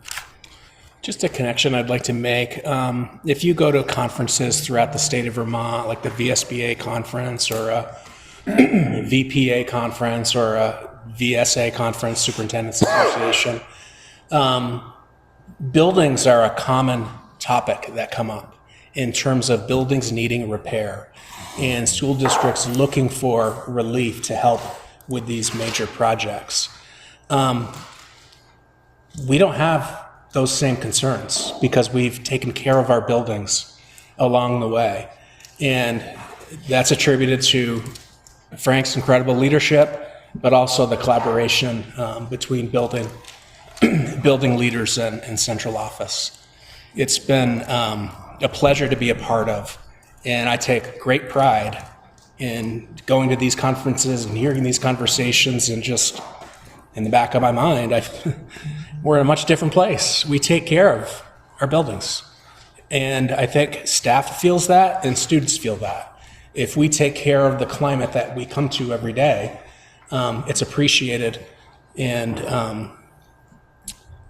I think that's a special thing about the school district. Sometimes it's easy to say, let's put away the building project and not do a reduction somewhere else. But when you look at the whole big picture, you have to take care of your buildings, because taking care of your buildings is taking care of your staff, your students, and your community. So open for comment, questions. Ruby. I always appreciate the capital plan. Thank you. And I think a question that I know perennially comes up is around the BUHS campus and the Tenney Field, and the decisions that have been made in the past few years. I believe that our district has a plan and has been moving forward with a plan. I wonder if you could, in layperson's terms, just talk about what's going on both with the grandstand and with overall. I think what's the other field with what's the turf one? Nowitch. Nowitch, that one. I'm sorry. Let me read, the conversation we unendingly had about turf was about Nowitch. And so I was wondering if you could just speak to that, because when we look at the capital plan, I know that many of our eyes try to find those particular expenditures, and so understanding what our plan is with those. I can start, then you can jump in. Does the building site principal want to begin? Sure. So I would say, so like Nowitch Field is obviously, because it's not turf, my understanding is it gets so much wear and tear. The ultimate team uses it, the lacrosse team uses it, boys and girls, the football team uses it, the soccer teams use it. And so the wear and tear on an annual basis is huge for that field, and so every summer they have to go. Whatever they do there to get ready for the fall school year. And then in regards to the grandstand, we have zero covered space at BUHS for outdoor learning. And so for any classes that want to go to get out of the heat of the classroom, sometimes they go to the auditorium and they break into 4 sections so that they can be in an air-conditioned space. There's nowhere to go outside without being in the direct sun. And so the idea is that the grandstand is going to become an outdoor learning space, which is far enough away from the building that bathrooms are necessary. And so that's, I think, where we're at with both of those athletic fields that are also used by many things. We're end of year field day out there every year. Getting to a bathroom from there is not easy. That's great, Hannah. And we resurfaced Nowitch Field 2 summers ago now? 2 summers ago. Mm-hmm. So we re-leveled the field and put brand new grass on it. So it's in much better shape than it was when we were having those debates about turf. And we'll likely continue through the capital planning to resurface the field over. We'll have to judge it on how many years, what the right time frame is to do that, so that we don't get into a place where we were 5 years ago, where the field was just, it wasn't flat, it wasn't level, we had issues with it because of the overusage. And then in terms of the grandstand, Team Tenney has done a great job in securing materials to go towards that project. We hired a painting company to get rid of all the lead paint and repaint it and resurface it. An ADA ramp was installed late fall. So by early spring, it should be ready to be used as an outdoor classroom. Other projects aside from the bathroom are literally the stands need to be installed, which will happen over the winter months before the spring. So if you drive by the school tonight, I don't know who did this, but somebody put lights up around the outside of the grandstand. It looks really festive and cool. I don't know who's responsible for that, but it's it's a historic grandstand that basically looks brand new based on the work that was done this past summer. So it's exciting. Sorry, I just wanted to add 2 things I forgot to mention. One is shout out to Ricky Eber, because that man he takes serious pride in the work that happens on that campus, and it is incredible. I often walk around with him, and he's pointing things out to me that I don't notice, and it drives me crazy, and wants to fix it right away. And the second thing is, in both of the NEASC visits that we've had, the one 3 years ago and the one this past fall, every member of the NEASC committee talked about what great condition the building is in. And that's always something that they look at and make recommendations on, and they always walk away with their recommendations. That's just in really good shape. Nice. Jessica? Just to go back to the Tenny Field thing, I think last year we had a group come that was planning to fundraise for the project. I'm just curious if we've gotten any update from them, if they've fundraised at all. And That's what I was referring to with the Teen Tenny, and what they have been able to do is acquire materials from local businesses. So that's been the bulk of the fundraising. Okay. Pretty significant amount of donations have been made. Tim? If I recall correctly, last year, Team Tenny said that they had, it was a very small amount, like $2,000, $4,000 gifts in kind, compared to the overall cost, $400,000. You know, it's a very small percentage. Like I said, the approach has been attaining donations, material donations to do the work. Well, with Hannah's help, Ricky gave me a little tour of the grandstand. And I guess I was expecting something a little different, but it's a grandstand. And from a teacher's perspective, you know, teachers aren't cheerleaders. You know, I would love to see a class there, because students don't have anything to put their notebooks on. I just don't see how a class can be conducted in a grandstand, but that's up to the teacher, I suppose.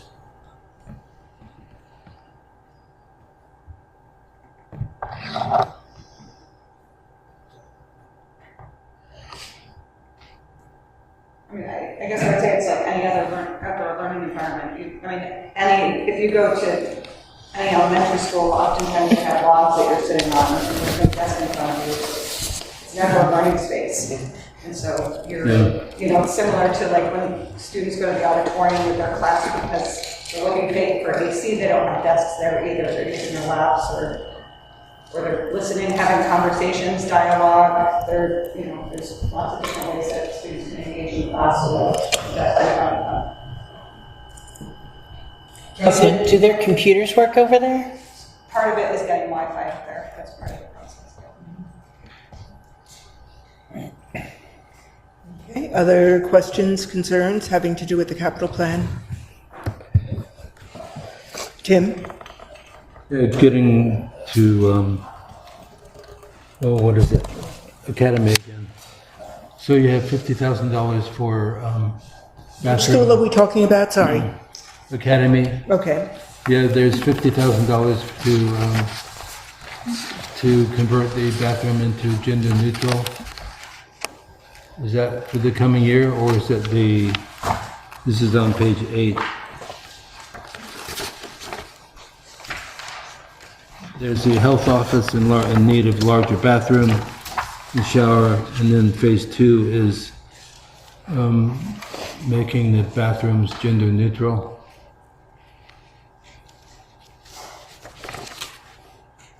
Do you have that?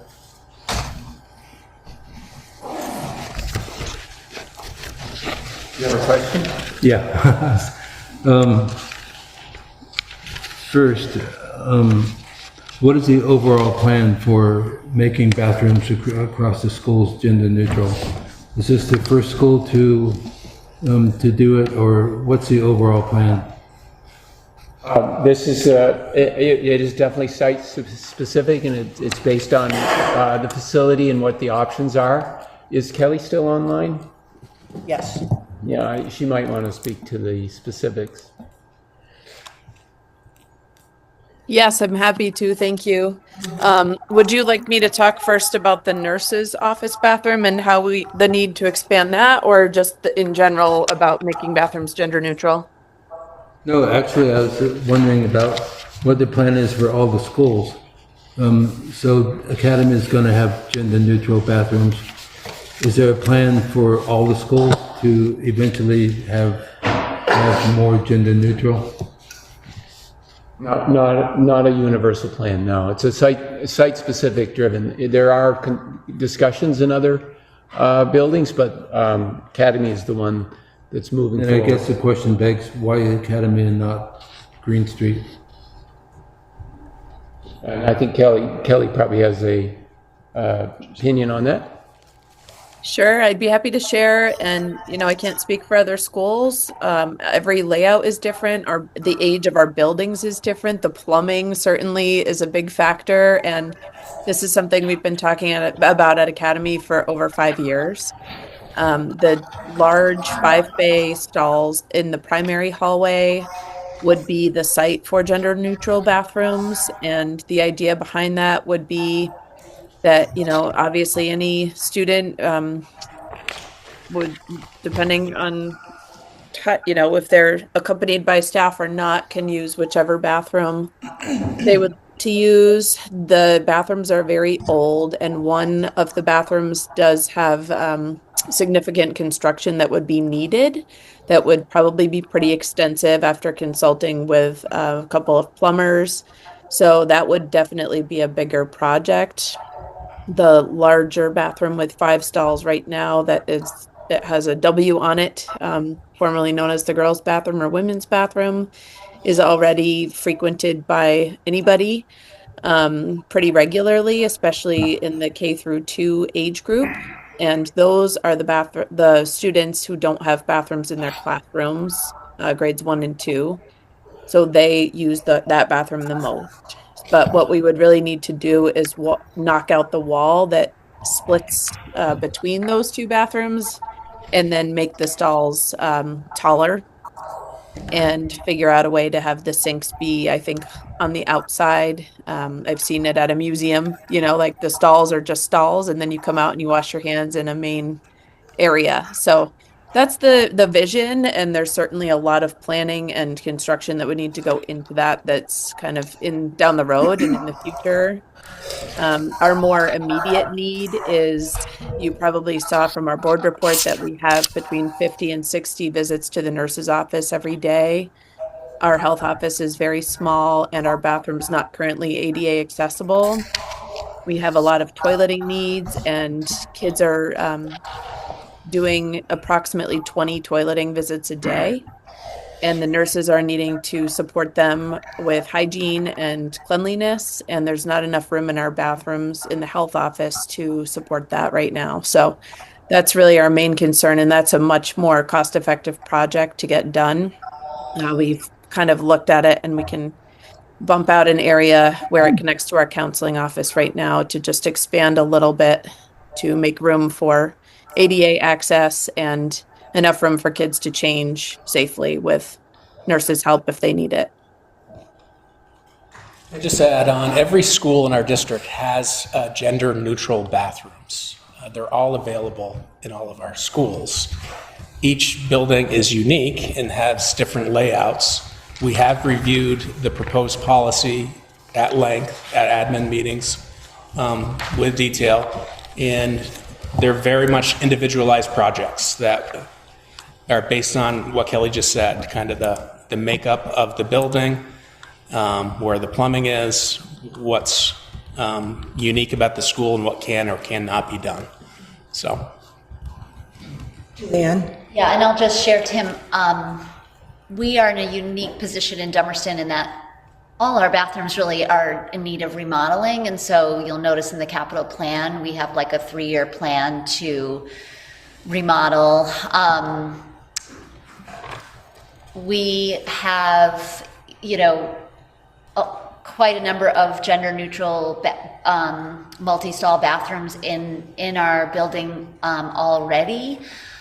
And so as we think about remodeling, we're talking in the Leadership Council and in my diversity and equity team about a real plan for looking like what is our plan overall for all of our bathrooms that will align with policy. Because we just happen to be in a unique position that we need to update these bathrooms. Even if the policy hadn't been in play, we need to update our bathrooms. The plumbing is limiting because it is sort of like 2 rooms with plumbing running down the middle with a wall. so we have some, some constraints, but we're looking at different ways that we can work with that so that, as we plan our bathrooms out over these 3 years, we'll be, in compliance should the policy come into play. And the policy in question is the gender freedom policy. Mhm. Okay, other concerns, questions, capital plan?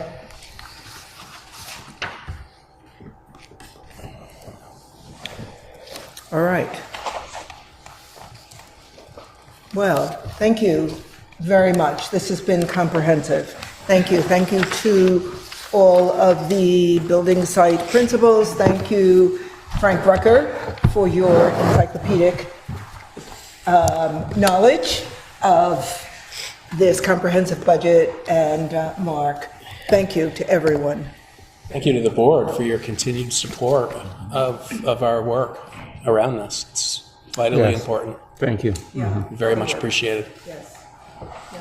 And it's been a robust finance committee, I must say, with 5 board members on it this year. So that's been substantial and very much a learning experience for all of us. And of course, Ruby is chair of finance, so thank you very much.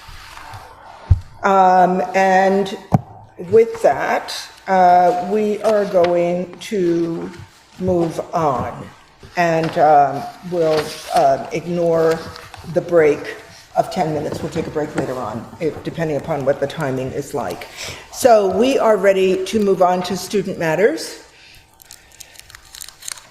And if there is no comment this evening, I see no hands up online. We are going to move on to public comment on non-agenda items. This is a time for the board to listen and to take notes. It is not a time for the board to respond to comments or to engage in dialogue with the public.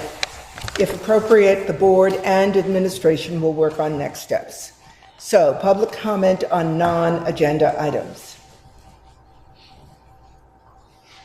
I do not see any hands up.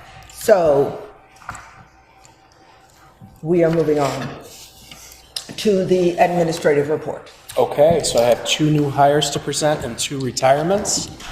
I will start with the new hires. Lila Alexander, a long-term substitute teacher for the Canal Street School pre-K program. And Emma McLaughlin, a technology and design teacher for BAMS. Those are the new hire recommendations. Okay, is there a a motion to accept Lila Alexander and Emma McLaughlin? So moved. Seconded. Okay, any discussion? All those in favor, please indicate by saying aye. Aye. Any opposed? Any abstentions? Welcome, Lila and Emma. The 2 retirements. Maureen Ward from Putney Central School will be retiring at the end of the year, and Beth Ann Repchek, special ed teacher at BAMS, will be retiring at the end of the year. Or academic support teacher, actually. Sorry. Okay, so both are retirements. Is there a motion to accept Maureen Ward and Beth Ann Repchek retirements? So moved with regret. Seconded. Okay, discussion. I wonder what would happen if we refused. Probably their pensions would be very unhappy places.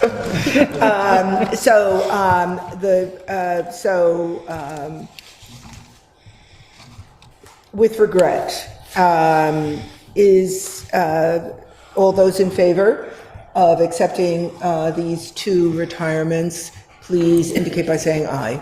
Aye. Any opposed? Any abstentions? Okay. The only other thing I could share tonight is that the annual report is very much coming together. So it'll be exciting to present that in February at the next summit meeting.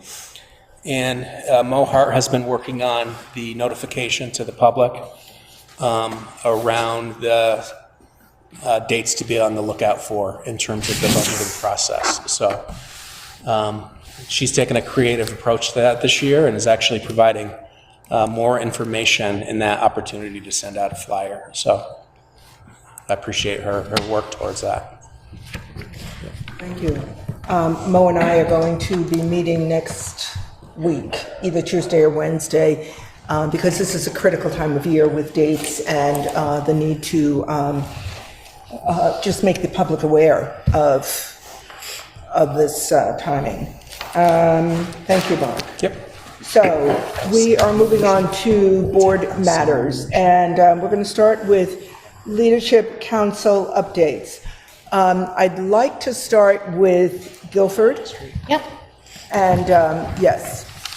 So we met on the 17th of December. And Brian, I did ask your question to John. And yes, they're still doing Fridays. They're doing cooking with Food to School, and in Makerspace, they're doing more tech-oriented stuff. Their benchmarking was December 9th through the 23rd. And again, this is from the 17th, so we're going back a ways. 90% complete currently. They are adding more reading time into the schedule.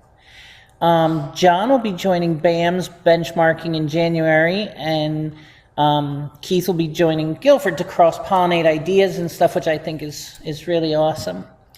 They are looking at playground renovation over the summer of 26, hiring a facilities manager.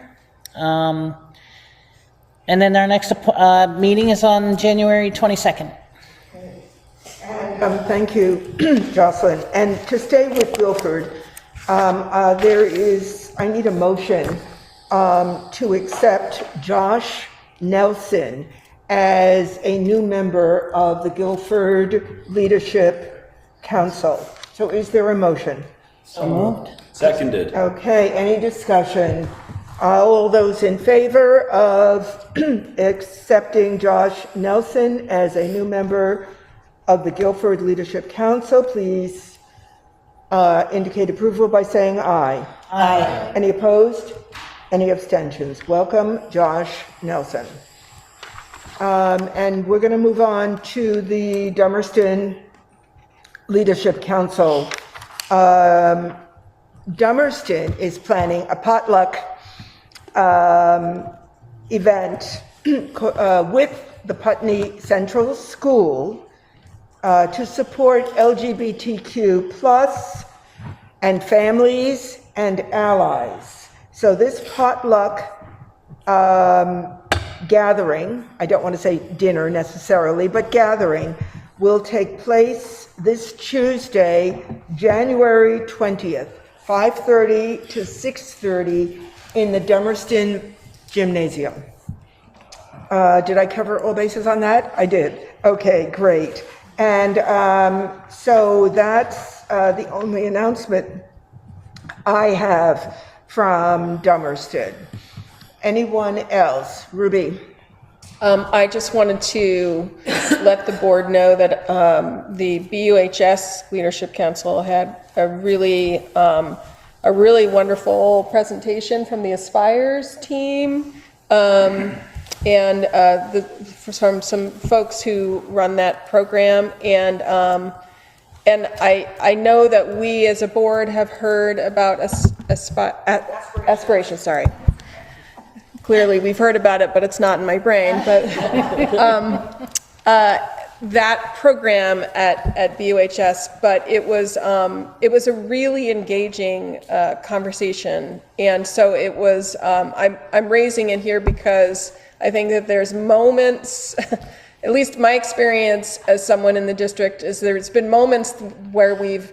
What do we want out of our leadership councils? What do we want our leadership councils to be talking about? And how do we want the people who are coming to those leadership councils to engage? And this felt like a great example of that, because there's this really inspiring program that's directly, connected to some of the goals of our district. And we had many of these individuals were parents and caregivers were able to really understand it better and ask questions. So I thought it was really inspiring, and I hope that there are other opportunities for the board generally to have a better understanding of aspirations. Any other leadership councils? Yes, Colleen. Green Street canceled theirs last night. Nobody was feeling well.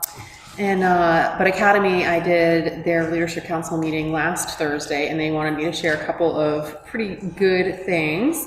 They have decreased their absences year to date by 25%, and they have had a 36.9% decline in tardies for the year to date. Wow.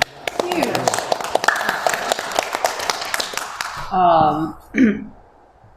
They've been saying that they think that the sense of belonging is the root cause of these decreases in such a big way. They really have individualized how they've gotten students to come to school on time. And one of the things they were also mentioning was that they don't have any data to support this, but anecdotally they think that the tardies used to be within the first 20 minutes of the bell ringing, and now they're within like the first 5 to 10 minutes. So they're getting closer to being on time, and that's really exciting.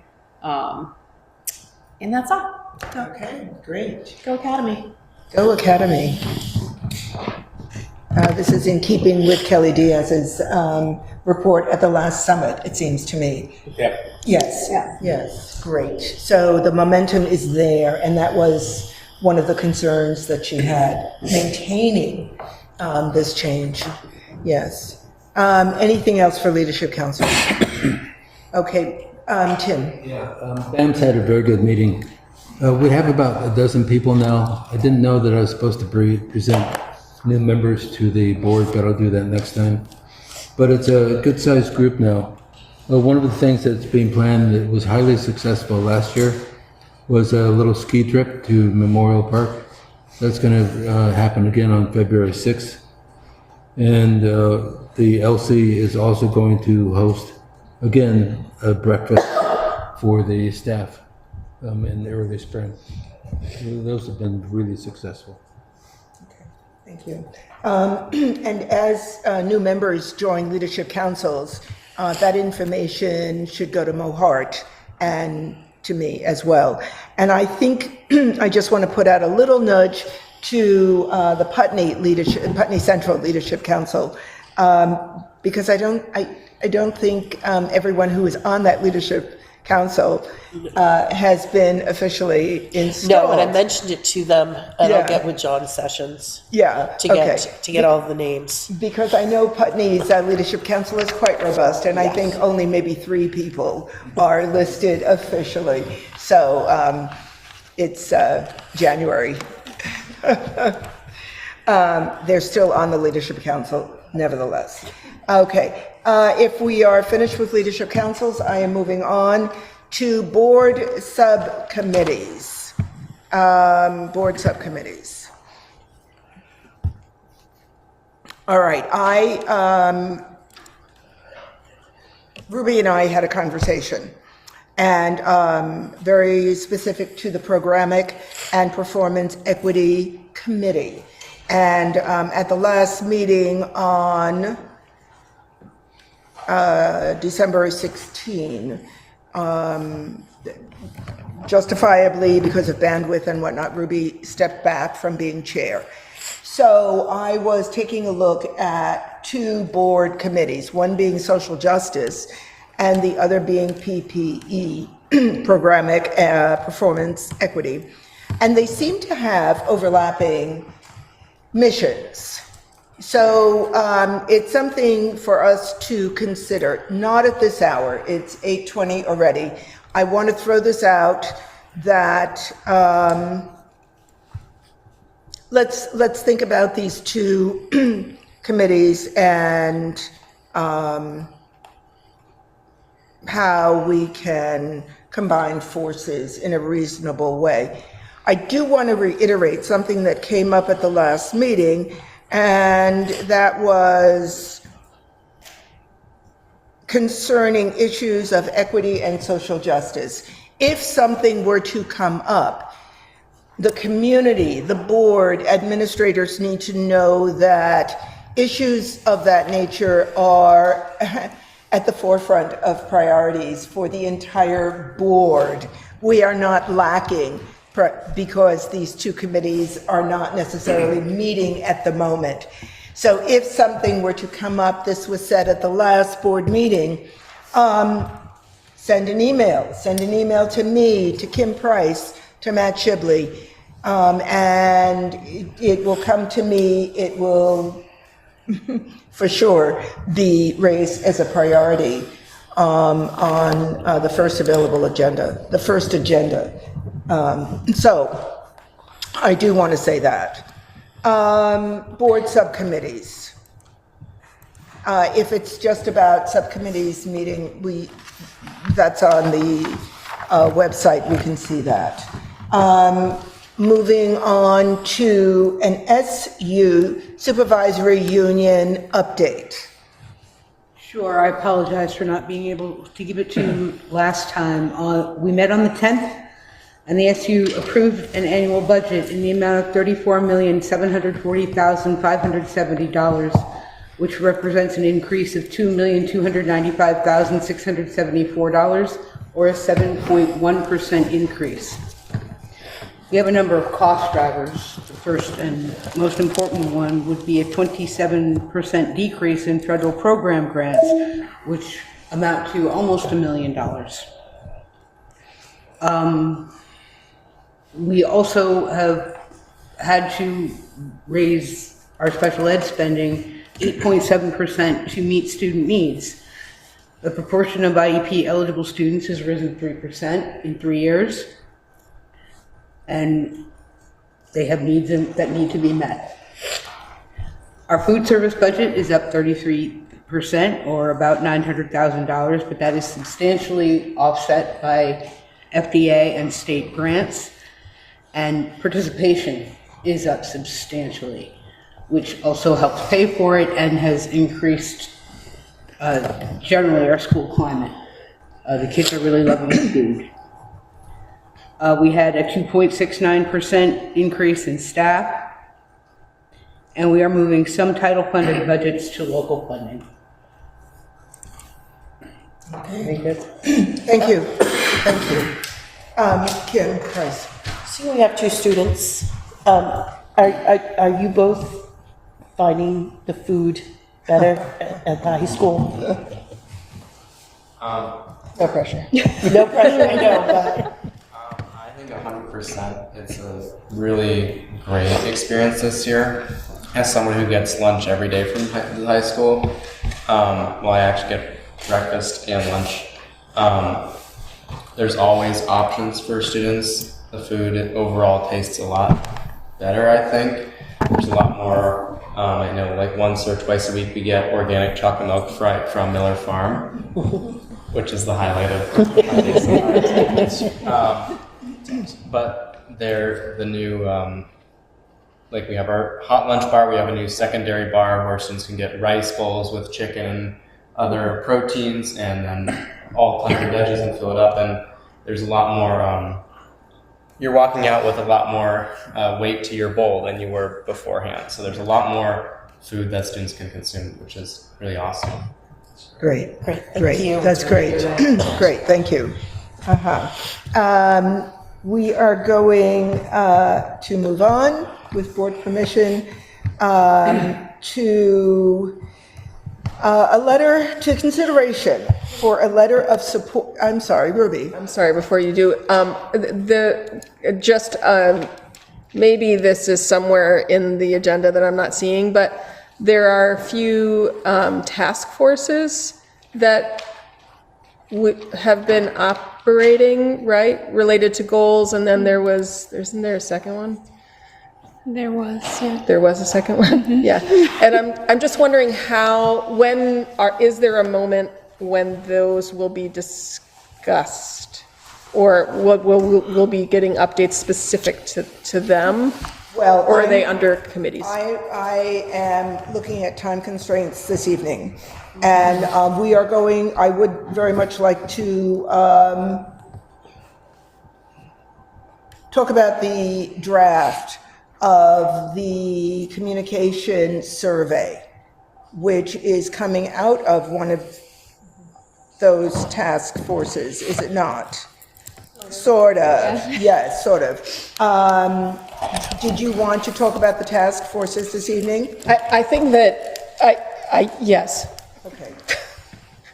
I think that I have had a little bit of time to think about the goals task force, but we haven't, as a task force, met in some time, just because our lives are such that we haven't been able to do that. And I realize that I'm feeling a little bit like we're not, I don't feel like we as a board are, we set ourselves some goals, and that particular task force was charged with kind of following along and making sure we're doing it.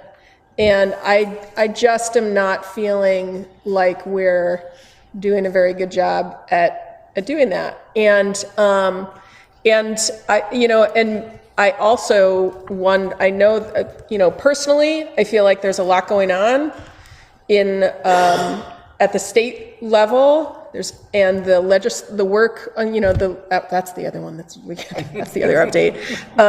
The work that's happening in the legislature is critically important. And so maybe this is a moment to, we did set those goals. Those goals, nothing has stopped with the goals. Those goals are moving forward within our district. They're wrapped up with, and they're reflective in our CIP goals as well. So I just wonder at whether or not it makes sense to not necessarily, to maybe pause the any kind of task force work related to specific to the goals task force, just because it feels like there are other priorities. And we don't need to, that's not a motion. It's just kind of like a discussion point, and it can be a discussion for some other time. But I feel like time marches on, and I just feel a little bit adrift with this particular task force. And the task force regarding goals, it seems to me that task force came up with 3 distinct goals. And it may be that discussion about goals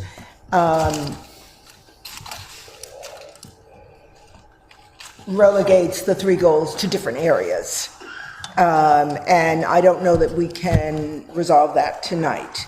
The 3 goals, if I'm not mistaken, were an assessment of preventative measures having to do with hazing, harassment, and bullying. The second one, and I'm not going in any particular order, district quality standards and education quality standards, the second one. And the third one had to do with communication, overall communication. Is that correct? Mm-hmm. Okay, yeah. And it seems to me that probably the survey comes out of communication to a large degree, reaching out.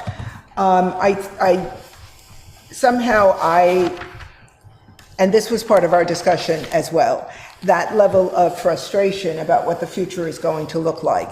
And yet, the work that we're doing has to continue to be done. And it may be that, as you say, the goals are already embedded in what we're doing, and we should consider that. I'm repeating what you just said, I realize. And it raises the issue as to what extent are the tasks, is the task force effective as it stands right now? I would like to hold this discussion for earlier in the evening so that we can really dig in to each of the goals, because I think the goals are really quite separate and distinct to a large degree. So is that okay with you? Okay. So was that added to the parking lot? Yes. let's add that to the parking lot, as well as adding to the parking lot issues having to do with PPE and social justice committees. Okay, that would be great, and that way it just stays front and center. Okay, thanks. So I would like to move on to discussion about the incident that took place in Winooski over the beginning of Thanksgiving break that has resulted in this letter of support that comes out of, I don't know who initiated the letter of support, but I did send that round to everyone, and right now the version that I sent is signed off by the Hartford School Board. I did receive this from Windham Northeast. They forwarded it to us and asked us to consider it. They are considering it tomorrow evening at their board meeting. So, is everyone familiar with what happened in Winooski over Thanksgiving break? And just very briefly, a child, a second grader, and mother were traveling to a different state and have been since, at that time, were detained by ICE. I did reach out to Northeast to ask for an update, because I can't find an update online, and so they were reaching out, and the last I heard, I haven't looked at my emails recently, to the Winooski School District for a sense, but my understanding is they are still in detention at this point, mother and child. So the letter of support, I presume everyone has read it. I did send it round to everyone. And so the question is, do we want to add our district to this letter of support? Do we need a motion? We do need a motion. We do need a motion. So then I move that we put our names on the letter of support to Winooski. Okay. Second. We've got a second discussion. Who's this going to be addressed to?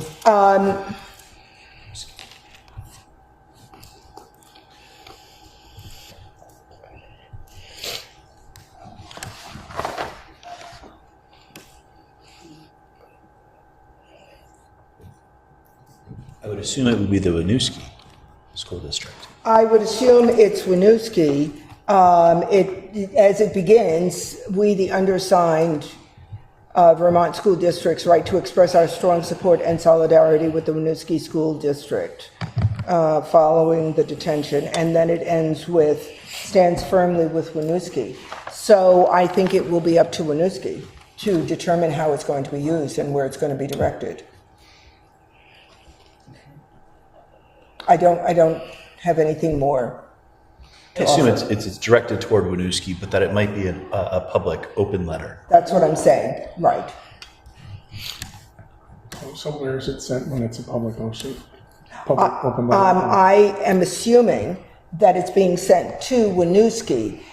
What Winooski is going to do with it, I don't know. But my understanding of this is that this is indicating solidarity, that children cannot be picked up in this way, that we're not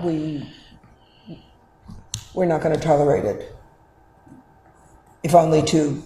I guess I'm just wondering, should it be going to the Agency of Education or the governor or something like that? I think a lot had to do with the hate that they were receiving and the threats for flying the flag. I couldn't hear what you said. Winooski School flew the Somali flag in solidarity, and they got a lot of hateful backlash and threats and stuff. So I think that's kind of like that we stand with them. Not send it to Winooski. I'm saying other places it should go. I don't know, but I think what the way this document looks to me is that this is going to Winooski for as many school districts signing on as possible for Winooski to then use it in support of of what they're doing in their district.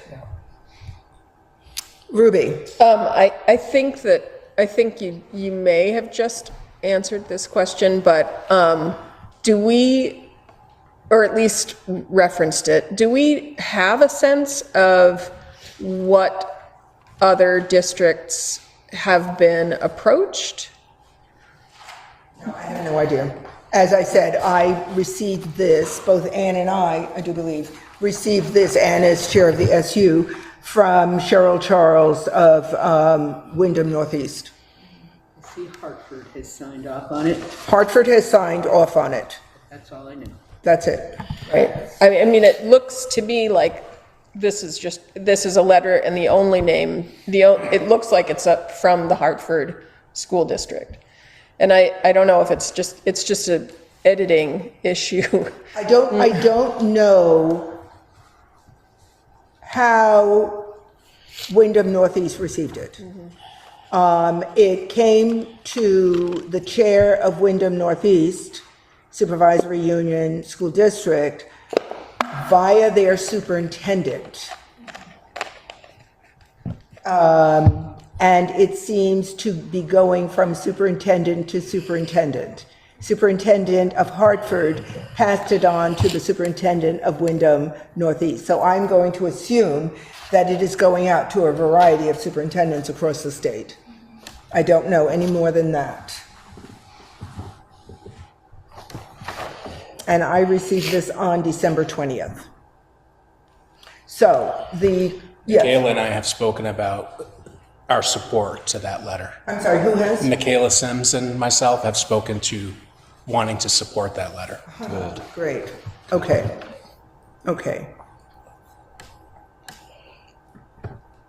So there is a motion right now whether we want to support this letter or not. Any further discussion? All those in favor, please indicate by saying aye. Aye. Any opposed? Any abstentions? All right, that passes. Now, I do have a further question about this in passing this on, and one is, how do you want to sign it? As I look at the way the Hartford School Board has signed it, they have signed it with individual members listing chair. It would list, for us, it would list chair, vice chair, clerk, and then all of our names individually.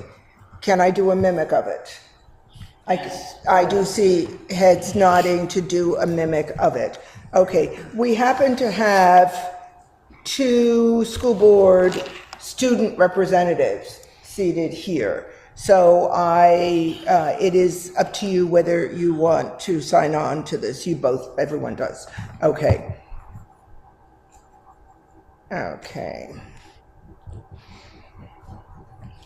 All right. And I'm just curious, Mark, how is it going around superintendents? Are they doing a similar letter? No, I don't think so. I think they're being shared with school boards. Okay. Yeah. So are we putting your name on this? I mean, how I'm happy to put my name on it. Okay. And you are the superintendent. Okay, great. Thank you. All right. So I will get this out. Okay. Thank you. Next item of business is on a similar note. Do you mind if before we go to the survey, if I go to the amendment to the agenda, the addition of a note, and I sent this around to everyone, I do believe, again coming from Cheryl Charles, Windham Northeast, that the request is for our district's name to be used in support. And our district's name as for support, including the financial support that we have provided to the goals of the Rural School Community Alliance. I don't know what that email will look like. I sent that around. I don't have a draft of how they would write this up. And, but at this point, I think they are lobbying to encourage other districts across the state to support the goals of the RSCA. So are we in favor of that?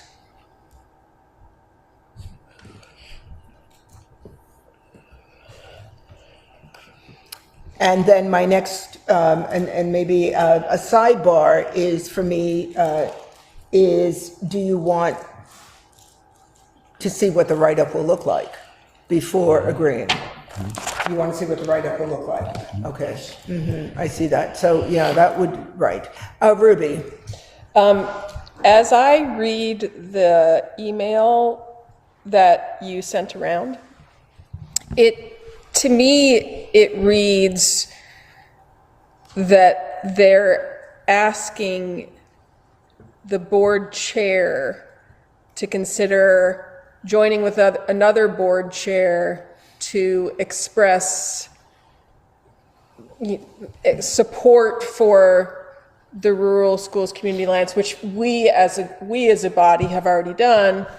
So it feels a little bit like, rather than this group again affirming or doing anything, it feels like it was a request to the board chair to make a public statement.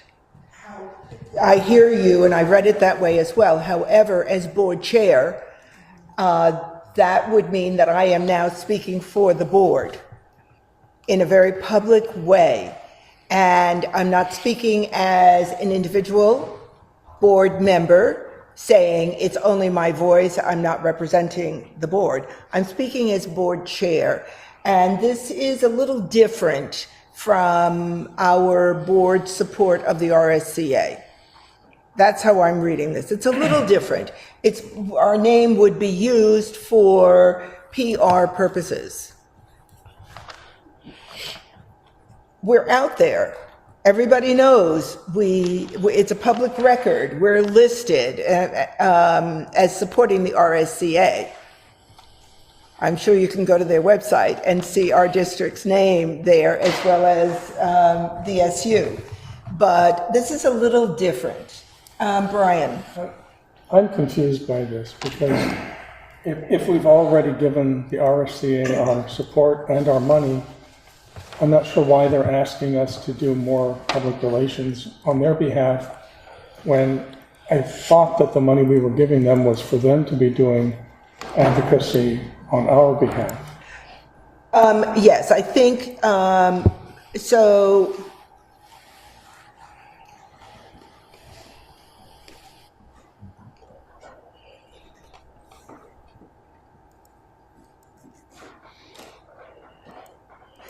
So the second paragraph, or the penultimate paragraph, we think that your outreach as chair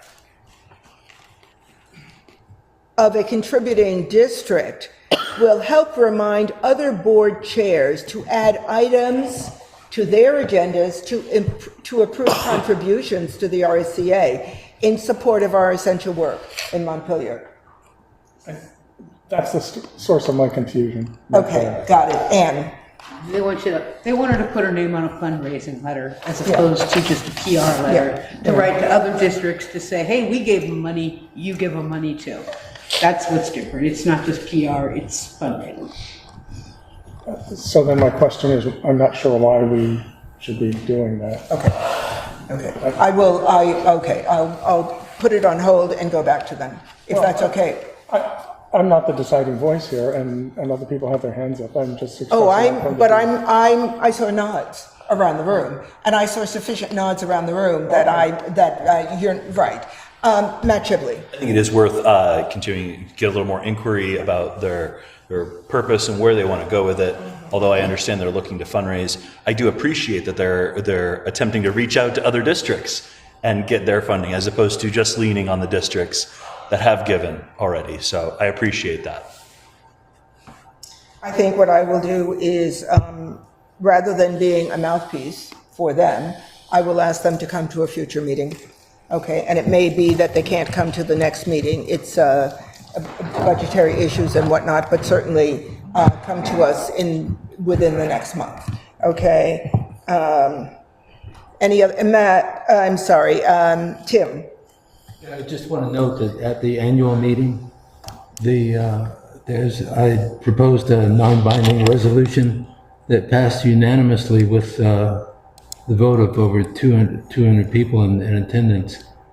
So that, just a note that might be mentioned, that it's the board we've been supported by the voters too. You recall I'm sorry, I don't understand. Can you say it one more time, please? At the annual meeting last year, there's a non-binding resolution to support RSCA. And I just want to note that we have the full support of the voters at our annual meeting for the RSCA. Okay. Okay. It still leaves these questions open-ended, I think. I don't think that resolves the questions about how this will be used. Well, I think it's pretty clear from Dan MacArthur that it's a fundraiser.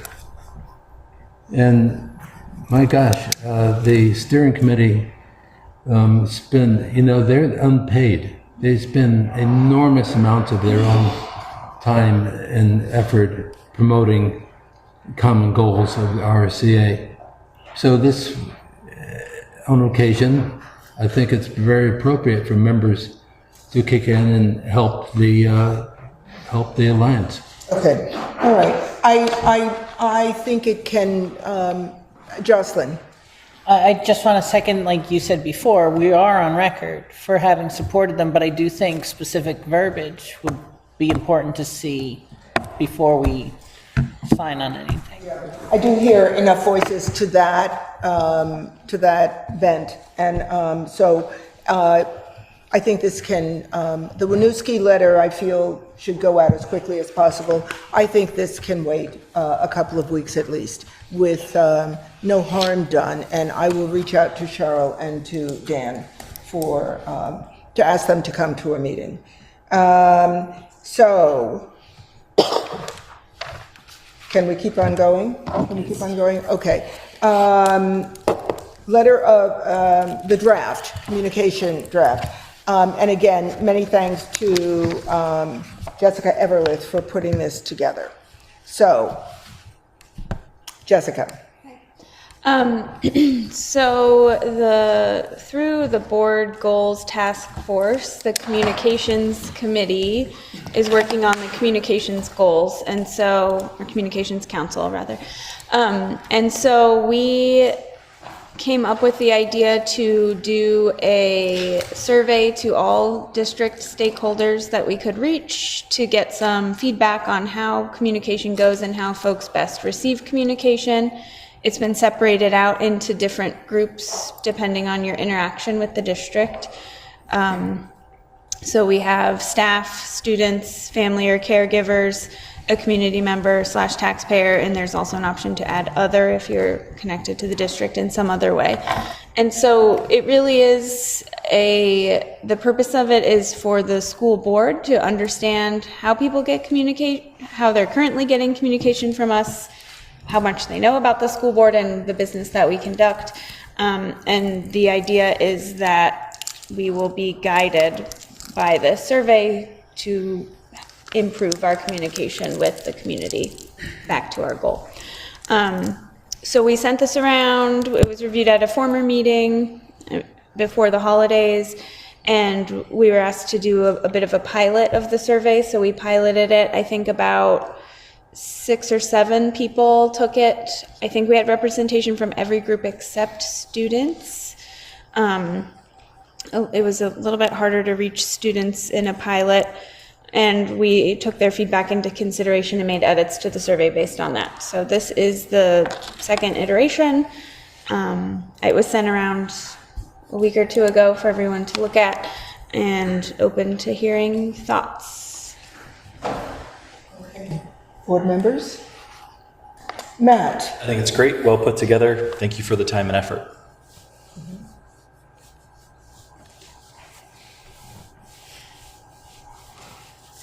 Brian? I think the graphic is essential and really gives a clear picture to help people understand what they're talking about, and what kind of information you're looking for. Okay, great. And I have a question also. So how will you distribute this?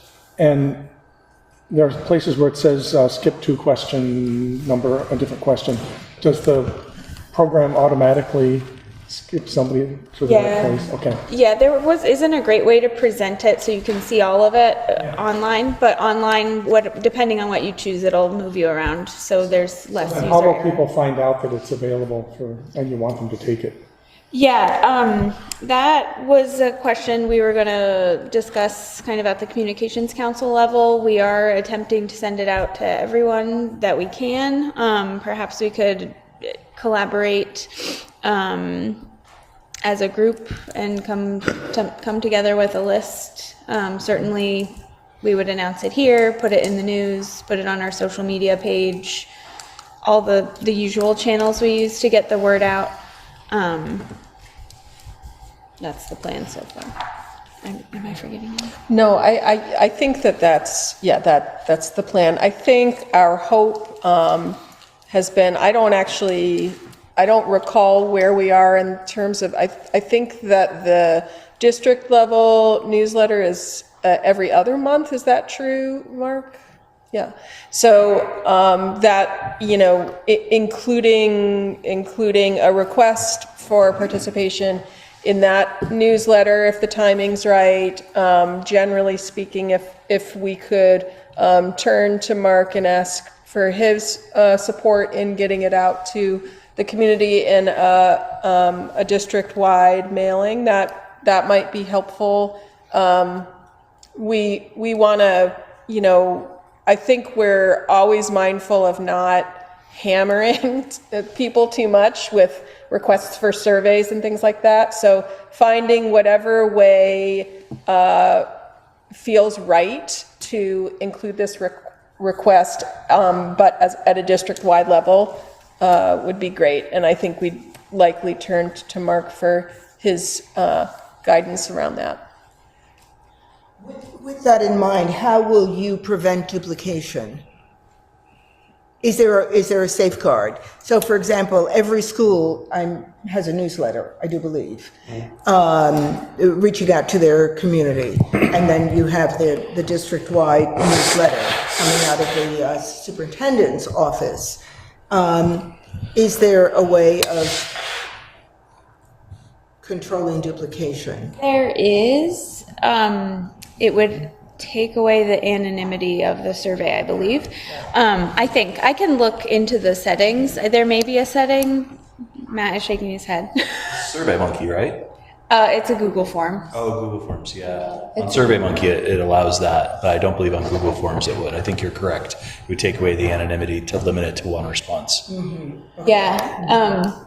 It's not a super scientific process, so if there is duplication, and there's even, it's meant to be taken you through by your role. So if I'm a teacher and also a parent and caregiver, I could take the survey twice based off of, because it's more based on your communication that you receive from the board versus an overall global picture of that.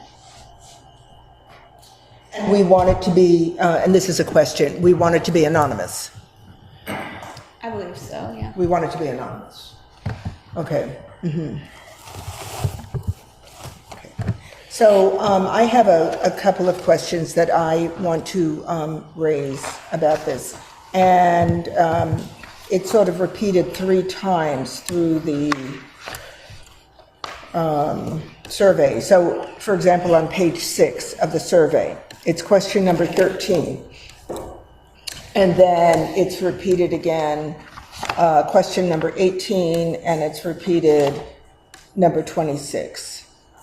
And it's what's the best way for the school board to reach you about important updates. Select all that apply. And the first three are phone call, email, and text message.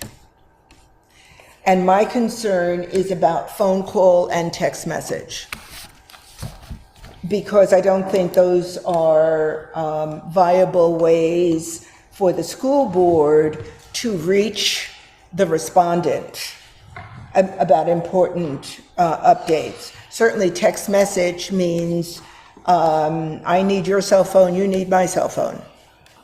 I know my cell phone is floating out there, but at least you have to search for it.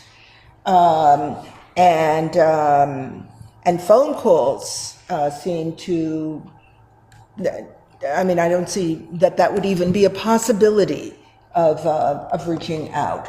Email, yes. And then the others, press release, direct, district social media, local news outlets, school board meetings, all viable means of communication. Ruby. I believe that the reason that those are listed in that way, it is that there are ways within the district for robocalls and robo-text messages, that there are functions for that. So for example, when there's school closure, because I'm signed up for it as a caregiver in Putney, I get a phone call on my home phone, my cell phone, and a text message. Because if I don't do that, I will not get the message at 6 in the morning. So then my suggestion would be that it says robo phone call or a robo email, robo text message in those three locations. And then I feel calm.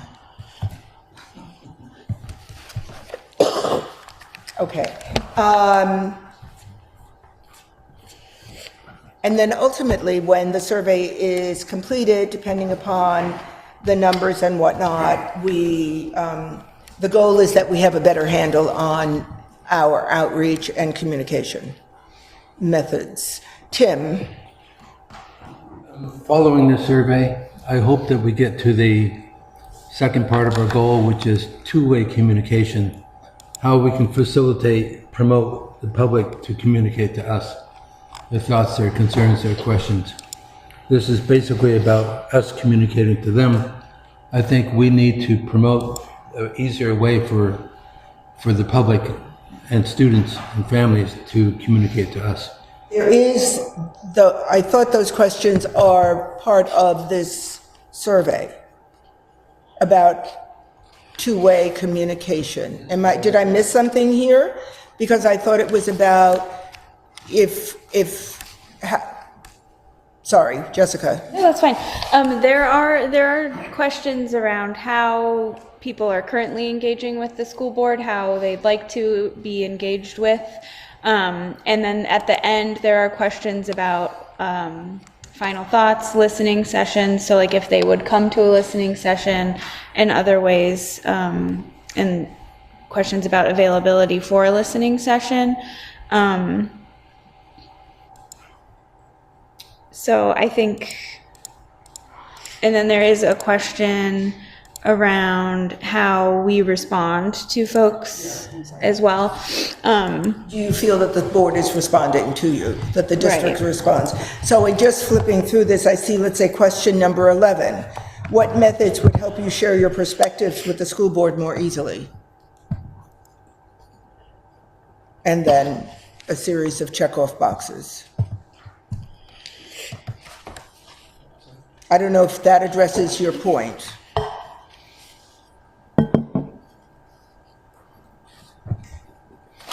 That one's specifically to teachers, but I think it's for other, I think it's in all of the sections. Number six, how comfortable do you feel sharing feedback or concerns with the school board? And the next one, number 7, when you share input or ask questions, from the school board, how often do you receive a response or follow-up?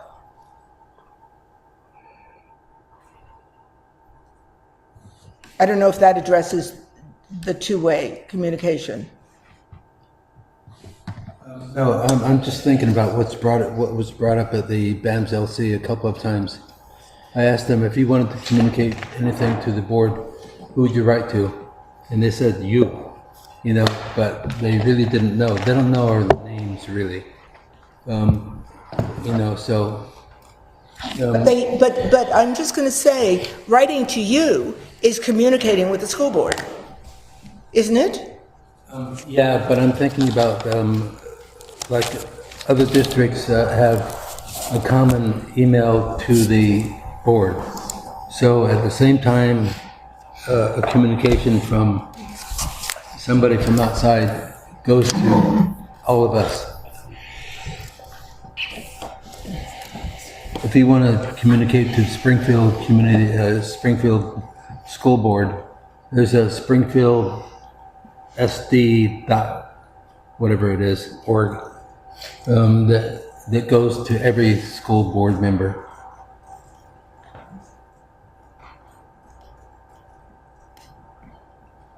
Well, I think that may go to some issues about open meeting law. I'm wondering if about open meeting law and communicating. I don't know, but it may be something that's generated as a result of this survey, for sure. Ruby. I just wanted to kind of acknowledge that the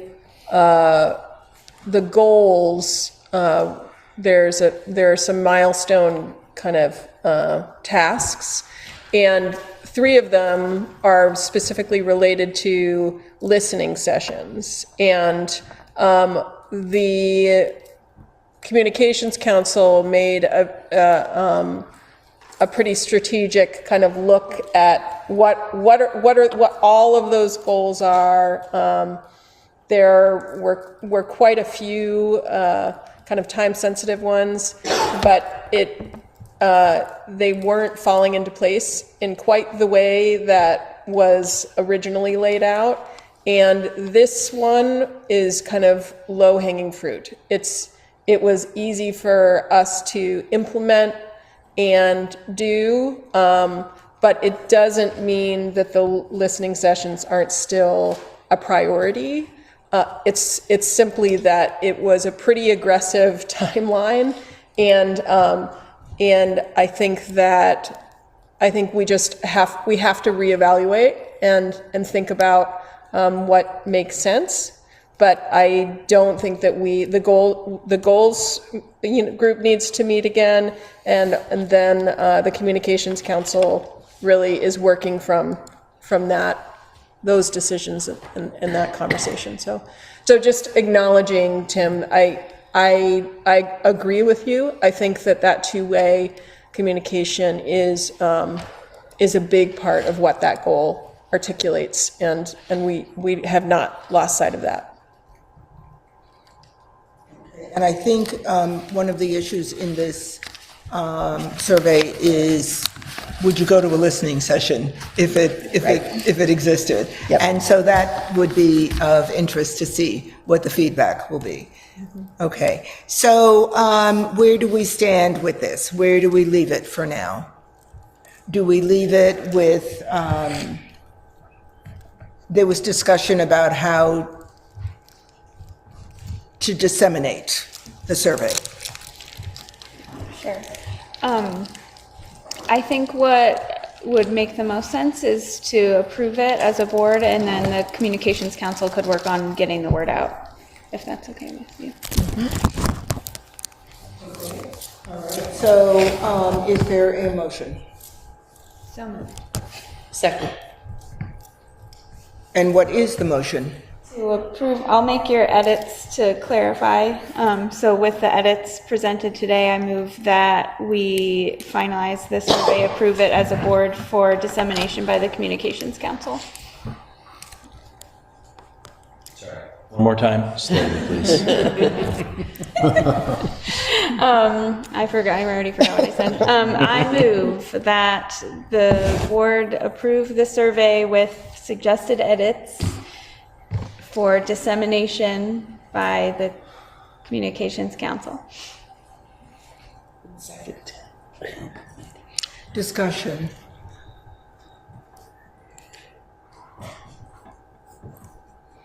I'm a little up in the air, and I just want to throw this out, about how it will be disseminated. So that it will be, the means will be determined by the Communications Council? And only by the Communications Council? That's what the motion just said, yes. Yeah, I think we understand that the intention is to get it out to as many people as we can, particularly in the subgroups that we've identified. I think the means by which we do it are probably well known to this group. Social media, email, flyers. I doubt that we would be doing something more audacious, like standing out on the street corner with a QR code, right? I think these would probably be our avenues that we would likely be utilizing. Okay, so I'm a little uncomfortable with social media. That's just me. I'm a little uncomfortable with sending it out via social media. Ruby? So just kind of reestablishing and making sure we're all on the same page about things like social media. The Communications Council really only posts things to social media that have been established here. And so in the event that this is approved, this survey, we would work on a press release that would have text that would say, this board is looking to get more information from our community around communication, and then describe the survey and say, please respond to this survey by X date. Like that's the gist of what that press release would look like.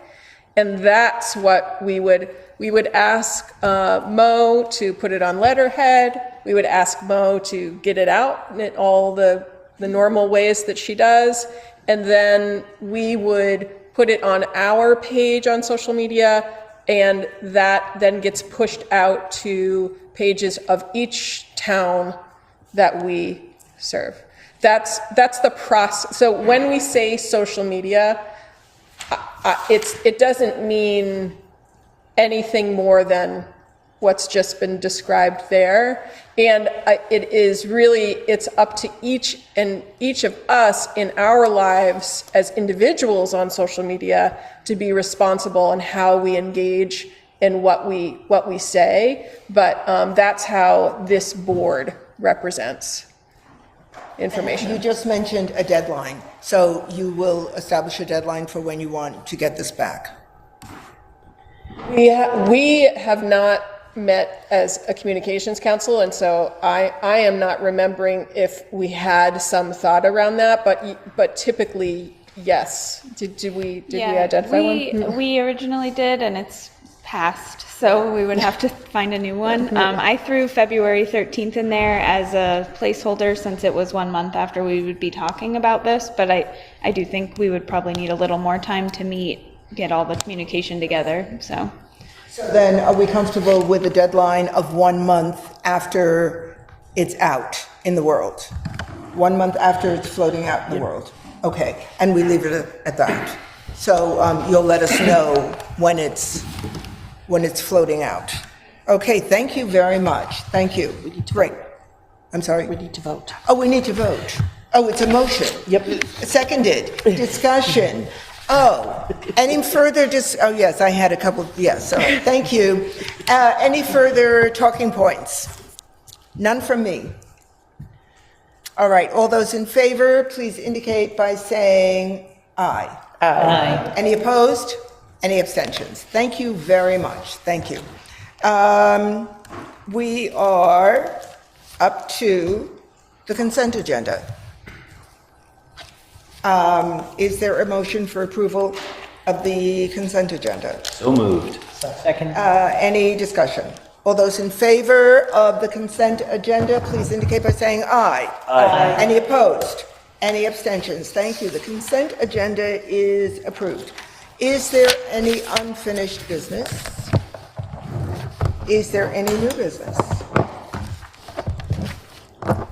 Madam Chair, there being no further business before this board, I move that we adjourn. Seconded. Is there discussion? All those in favor, please indicate by saying aye.